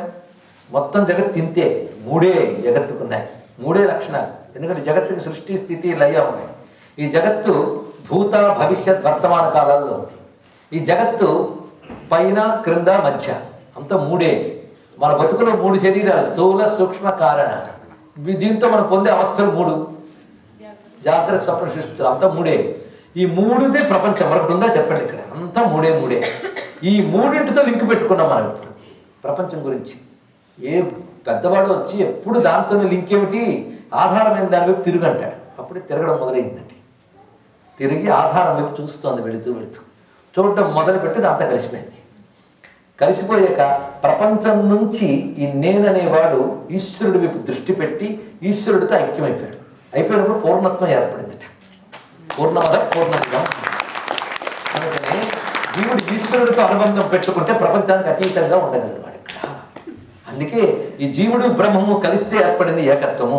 ఈ జీవ బ్రహ్మైక్యమే ఒక్క చేతిలో చూపించాడు ఇక్కడ. అందుకే సాక్షాత్తమసీతి, సాక్షాత్తత్వమసీతి అనేటువంటి మాటని యో ముద్రయా భద్రయా తస్మై శ్రీ గురుమూర్తయే నమయిదం శ్రీ దక్షిణామూర్తయే. దక్షిణామూర్తి రూపునిగా ఇన్ని శాస్త్రాల సారం ఏంటంటే ఇదేట. ఇది తెలిసే వరకు శాస్త్రాల పేపర్లు తిరగడమే. అసలు సారం ఇదే, ఇది బ్రహ్మ విద్య. అది చూపిస్తూ కూర్చుందండి శారదాంబ. చూసారా, ఇంతవరకు దండం పెట్టాం కానీ ఇంత ఉందా అనిపించిందా లేదా? అదే భారతీయ సంస్కృతి గొప్పతనం. అంత ఉంటుందని. తెల్లగా ఎందుకుందయ్యా అంటే జ్ఞానం ఎప్పుడు తెల్లగా ఉండాలి. అర్థమైందా? అర్థమైంది అంటే క్లారిటీ. క్లారిటీతో పాటు ప్యూరిటీ ఉండాలి, 2. అది క్లారిటీ అండ్ ప్యూరిటీ. అది విద్యకి రంగు తెలుపు. చూడండి ఇక్కడ ఒక్కొక్క రంగుకు ఒక భావం. అందుకే మా అమ్మ తెల్లగా ఉంటుంది, కూర్చున్నది. అంతేకాదు దానికి తోడు ఆ తల్లి అక్కడ పట్టుకుని ఉన్నది జపమాల, ఆ పక్కన చిలక ఉందిట. ఆ చిలక కూర్చుందా పైన, అది కూడా మర్చిపోకండి. చూడండి చిలక ఎందుకు కూర్చుందయ్యా, కాళిదాసు చెప్తాడు ఎందుకు కూర్చుందో చూద్దాం. పైగా ఒక మహానుభావుడు గొప్ప భావన చేశాడు. అమ్మవారు జపమాల తిప్పుతున్నట్టండి. తిప్పుతున్నప్పుడు తెల్లగా స్ఫటికపు జపమాల కదా, అది ముత్యాలు స్ఫటికాలు తెల్లగా ఉంది. అమ్మవారి చేతి వేలు కొసలు ఎర్రగా ఉన్నాయట, అవి దానిలో రిఫ్లెక్ట్ అవుతున్నాయి. పైన చిలకుండి దానిమ్మ గింజలేమో తిందామని కూడా ముందుకు వచ్చింది. అది చూసి అమ్మవారు నవ్వు నవ్వేట. నవ్వగానే తెల్లని కాంతి దాని మీద పడిందిట. అయ్యో ఇది ముత్యమే కూర్చుండిపోయింది. చిలక ఎవరయ్యా అంటే చాటుగాధ ప్రియోక్తిం సుఖం లాలయంతిం పరిక్రీడశే అన్నాడు మహానుభావుడు. చాటుగాధ ప్రియోక్తి ఆవిడెవరయ్యా అంటే చమత్కారపు పలుకులుట చిలక అంటే. అంటే మెరుపండి, స్పార్క్, చక్కని పలుకులు రావాలంటే చిలక. సుఖం దానికి ఆవిడ అక్కడ కూర్చుంది, పలుకులు తల్లి చిలక కూర్చుందిట. అంటే సర్వ విద్యా లక్షణములు ఆ తల్లిలో భాషిస్తున్నాయి. శారదాంబ దర్శనమైందా? చాలా సంతోషం. పైన చంద్రకళ ప్రకాశిస్తుందిట. చంద్రకళ ఉన్నది అంటేనే అది అమృతత్వ శక్తి అని అర్థం. బ్రహ్మ విద్యా స్వరూపం అది. అంటే శాశ్వతమైన మోక్షం, అది అమృత కళ. ఆ అమృత కళ చంద్రకళగా భాషిస్తున్నది. దీనికి సాదాక్ష కళ, ధ్రువాకళ అని పేరండి. ఆ ధ్రువాకళతో ప్రకాశిస్తుందిట ఆ తల్లి. అది సహస్రార కమలంలో ప్రకాశించే చంద్రకళ, సామాన్యం కాదు ఇక్కడ. అలాంటి చంద్రకళతో ప్రకాశిస్తున్న తెల్లని తల్లిని చూసుకున్నాం. పైగా వీణాపాయన ఆవిడ సామాన్యురాలు కాదు. వీణ ఏమిటయ్యా అంటే మన బతుకులన్నీ మీటుతోంది ఆవిడ. ఇక్కడ అంతమంది కూర్చున్నారని వీణలు ఉన్నాయి తెలుసా మీకు? అందరం వీణలమే. వీణ అంటే మనం ఇన్స్ట్రుమెంట్ గుర్తొస్తుంది, కానీ వీణ పదానికి అర్థం వీణ శబ్దాయతే ఇది వీణ, శబ్దించున్నది అన్నారు. ఇక్కడ సౌండ్ ఎక్కడి నుంచి వస్తుందని పేరు వీణ. ఇక్కడ మనందరం వీణలమే. పరిశీలిద్దాం. ఉదాహరణకి ఇలా కూర్చున్నాము అంటే మూలాధారం సహస్రారం. మీరు ఇంకెక్కడ బెండ్ చేయలేరండి, ఆ రెండింటి మధ్య. ఇది ప్రధాన యోగానికి. యోగశక్తి అంతా కనబడుతుంది చూడండి ఇక్కడ. అది వీణకి ఇటో బొర్ర అటో బొర్ర ఉంటాయి. ఒకటి మూలాధారం, ఒకటి సహస్రారం. ఈ మధ్యలో మెట్లు ఉంటాయి. ఎన్ని మెట్లు ఉంటాయి తెలుసా వీణకి? 24 మెట్లు. మన వెన్నులో 24 పూసలు, గాయత్రికి 24 అక్షరాలు. ఆలోచించండి. వీటి నడుమ తంత్రులు ఉంటాయట. ఈ తంత్రులు నాడులు. ఈ నాడుల నుంచి నాదం ప్రసరిస్తుంది. వీణ అయితే ఎవరో మీటితే పలుకుతూ ఉంటుంది. మనలో నిత్యం ఊపిరి తిరుగుతుందా లేదా? ఆ ఊపిరిని మన నోరు మూసుకు కూర్చున్న లోపల నాదం తిరుగుతుంది. ఆ ఊపిరి తిరుగుతుంటేనే నాడీ స్పందన మొదలైనవన్నీ ఉన్నాయి. కానీ ఈ శరీరం ఎప్పుడు వీణే, నాదమయంగా ఉంది శరీరం. అయితే మోగుతున్న వీణను చూస్తున్నా కానీ మోయించే చేతిని చూడట్లేదు అన్నాడు ఇక్కడ. ఇలా నీలో మోగుతుందంటే మీటుతున్నది ఎవరో చూడ, పరాశక్తే సరస్వతిగా నీలో వీణ మీటుతోంది. చూసారా? శారదా రూపంలో యోగశక్తిని మనం చూడగలుగుతున్నాం. ఇలాగా యోగశక్తి, మంత్రశక్తి, విశ్వశక్తి అన్ని ఒక్క రూపంలో దర్శించిన భారతీయ ఋషికి నమస్కారం చేసుకుందాం.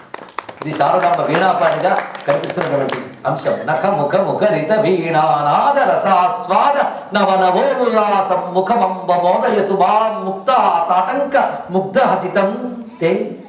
స్తుతిస్తున్నాడు. నఖ ముఖ ముఖరిత వీణానాద. కాళిదాస మహాకవి చెప్తున్నాడు అమ్మవారి యొక్క స్వరూపాన్ని. నఖ ముఖ ముఖరిత అంటే గోటి కొనలు. నఖ ముఖములు అంటే గోటి కొనలు. గోటి కొనలతో ముఖరిత మీటుతోందిట.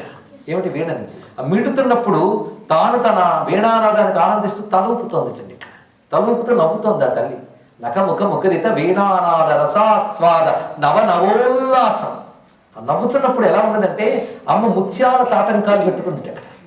ఆ ముత్యాల తాటంకాలు అటు ఇటు మెరిచిపోతుంటే మధ్యలో నవ్వుతోందిట. ఈ నవ్వు ముత్యాల కంటే గొప్పగా ఉందిట. అలా 2 ముత్యాల మధ్య నవ్వు అనే ముత్యంతో ప్రకాశిస్తున్న తల్లి వదనం వీణ వీటితో ఆనందిస్తున్నది. ఆ వదనము నాకు ఆనందం కలిగించుగాక అని ధ్యానించాడు కాళిదాస మహాకవి. తల్లి యొక్క దివ్య స్వరూపాన్ని దర్శిస్తూ ఇలా శారదాంబ వీణ పట్టుకుంటే అలా కనబడుతున్నది. ఇలా అమ్మ యొక్క సంపూర్ణ స్వరూపాన్ని మనం దర్శిస్తున్నాం. ఆ తల్లి అనుగ్రహం ఉంటే మూగవాడు కూడా మాట్లాడగలడయ్యా. బుద్ధికి జ్ఞానం ఇవ్వగలదు ఆ తల్లి. ఆ తల్లి మనలో పరాపశ్యంతి మధ్యమ వైఖరి రూపంగా ఉంటుందిట. ఈ పరాపశ్యంతి మధ్యమ వైఖరి గురించి మాట్లాడితేనే భారతీయ ఋషులంత సైంటిస్టులు వరకు లేదని దండం పెడతాం. ఇంత సైంటిఫిక్ రిలీజియన్లో పుట్టినందుకు గర్విస్తాం. గుహాత్రీని నిహితా నెంగయంతి తురీయం వాచో మనుష్య వదంతి.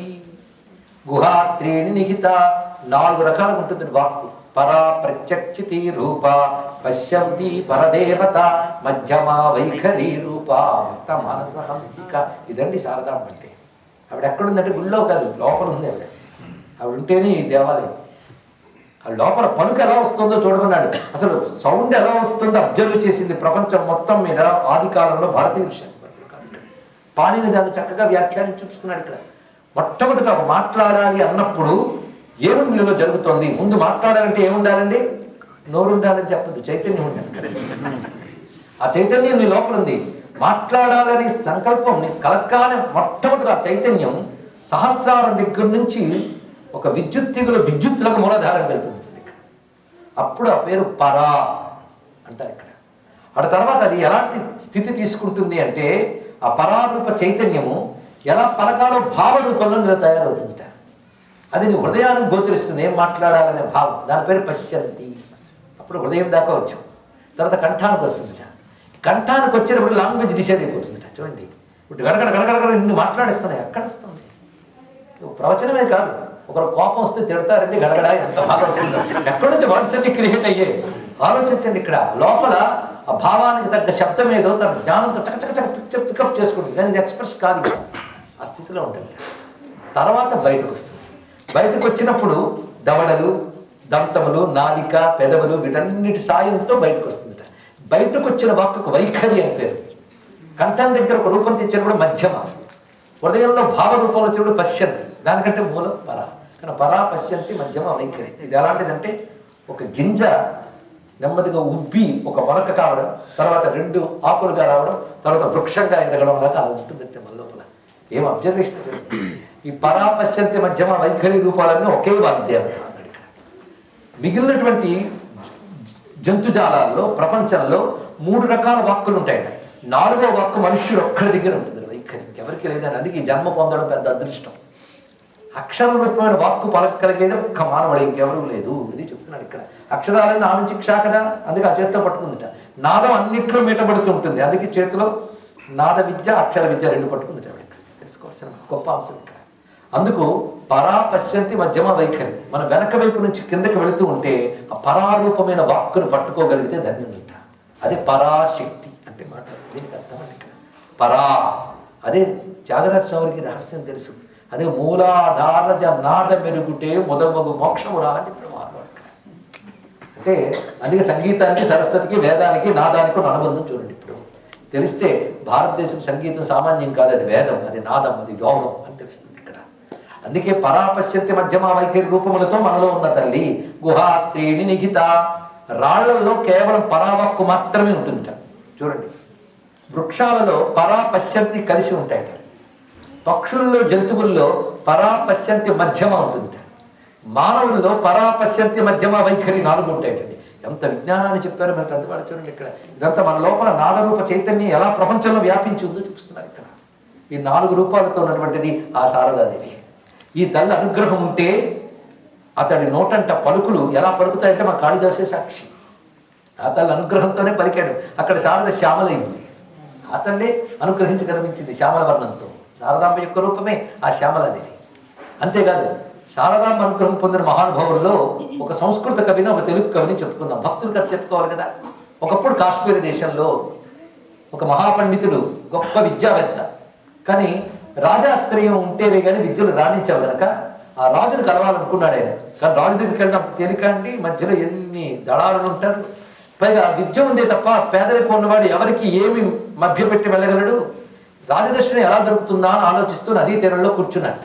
ఆ సమయంలో నది వద్దకు ఒక 4 వచ్చి మాట పేరు కొట్టుకుంటున్నారు. వాళ్ళు లోకల్ లాంగ్వేజ్లో తిట్టుకుంటున్నారు. ఈయనకి ఆ భాష కొత్త. వాళ్ళు తిట్టుకోవడం అంతా అయిపోయింది, వాళ్ళ గొడవ ముదిరిపోయింది. అది చూసి రాజభటులు రాజు దగ్గరికి తీసుకెళ్ళారట 4. వాళ్ళ 4 కూడా దోషం నాది కాదండి, వీడిది, వాళ్ళ మాట అంటే నేను ఉన్నాను అని చెప్తున్నాడు. నేను నమ్మాలంటే సాక్షి ఎవరైనా ఉండాలి. మీరు 4 కాక ఎవరైనా ఉన్నారా అక్కడ? ఎవరు లేరండి అన్నట్టు ఒకడు. ఇంకా ఒక ఆయన ఉన్నాడండి అక్కడ, ఏదో జపం చేసుకుంటున్నాడు ఒక ఆయన అని. వాడిని తీసుకురండి అన్నట్ట. వాడిని తీసుకొచ్చారు. వీళ్ళు ప్రశ్న వేస్తున్నారు, సమాధానం చెప్పలేదు. ఓహో, ఈయన పండితులను సంస్కృతంలో అడిగారట. వీళ్ళు ఏమి వాదించుకున్నారో చెప్పగలవా అంటే ఆయన సంస్కృతంలో సమాధానం చెప్పాడు రాజుకి. వీళ్ళ భాష నాకు తెలియదు, నాకు కొత్త, అందువల్ల వాళ్ళు ఏమనుకున్నారు అనేది నాకు తెలియదండి. మరి ఎలాగ సాక్ష్యం అంటే వాళ్ళు ఏం తిట్టుకున్నారో యథాతథంగా చెప్పగలను. అంటే నా భావం తెలియదు, భాష తెలియదు, కానీ విన్న శబ్దముగా లోపల రికార్డ్ అయిపోయింది మహానుభావుడికి. ఏమి జ్ఞాపక శక్తి చూడండి. అందుకే భారతదేశంలో అంటే జీనియస్ ఉండేవారు. రాను రాను మన దేశం ఎందుకు పనికిరాని దాని భావం మనకి రక్తంలో కలిసిపోయింది కొన్ని దశాబ్దాల నుంచి. దౌర్భాగ్యం ఎప్పుడు బయటపడతాం. ఏమి జీనియస్ మహానుభావుడు యథాతథంగా చెప్పేట. వెంటనే నన్ను పాండిత్యాన్ని మోకరిల్లారు అందరూ. ఆ రాజు తన ఆస్థానంలో పెట్టుకున్నట్టు. ఆయన పేరు శ్రీహర్షుడు, సామాన్యుడు కాడే. ఆయన నైషధ గ్రంథాన్ని సంస్కృతంలో రచించాడు, సామాన్యం కాదు. ఇక్కడ ఆయన చింతామణి సరస్వతి ఉపాసకుడు అండి. చింతామణి సరస్వతి దేవుని ఉపాసించాడు. ఆయన సరస్వతి సాక్షాత్కారాన్ని వర్ణిస్తారు నైషధ గ్రంథంలో. కుదిరితే చూడండి. ఆ ఒక్కటి బాగా నేర్చుకుంటే మొత్తం భారతదేశంలో ఆ కాలానికి ఎన్ని విద్యలు ఉండేవో, ఎంత నాలెడ్జ్ ఉండేదో తెలుస్తుంది. ఇంత నాగరిక దేశమైన భారతదేశాన్న నేను అజ్ఞానం అనుకున్నాను లెంపలేసుకున్నాను. వేదముల మొదలుకు ఎన్ని విద్యలు ఉన్నాయో అన్నీ ఒక్క శ్లోకంలో రాశారు మహానుభావుడు. పైగా ఆ విద్యలన్నీ అమ్మ శరీరంలో వర్ణించారు. ఇక్కడ ఒక్కొక్క విద్య అమ్మకి ఒక్కొక్క అవయవ స్థానంలో చూస్తాడు. సర్వ విద్యలు సాకారంగా వర్ణిస్తాడు. మళ్ళీ ఆయన అంత వర్ణించాడే చింతామణి సరస్వతిని. అలాంటి నైషధ గ్రంథాన్ని తిరిగి అందించాలంటే మన చింతామణి సరస్వతి ఉపాసకుడే చెప్పగలట. అలాంటి చింతామణి సరస్వతి ఉపాసకుడు శ్రీనాథ మహాకవి. ఆయన పుట్టిన తెలుగు భాషలో పుట్టడం మన అదృష్టం. ఆయన గురించి తెలియకుండా బ్రతకడం దురదృష్టం. కానీ మహానుభావుడు నైషధ గ్రంథంలో చింతామణి సరస్వతి శ్లోకాన్ని దండక రూపంలో అందిస్తాడు. అద్భుతమైన అంశం. మొత్తం చెప్పుకుంటే సమయం చాలదు, కానీ రుచి చూడాలి.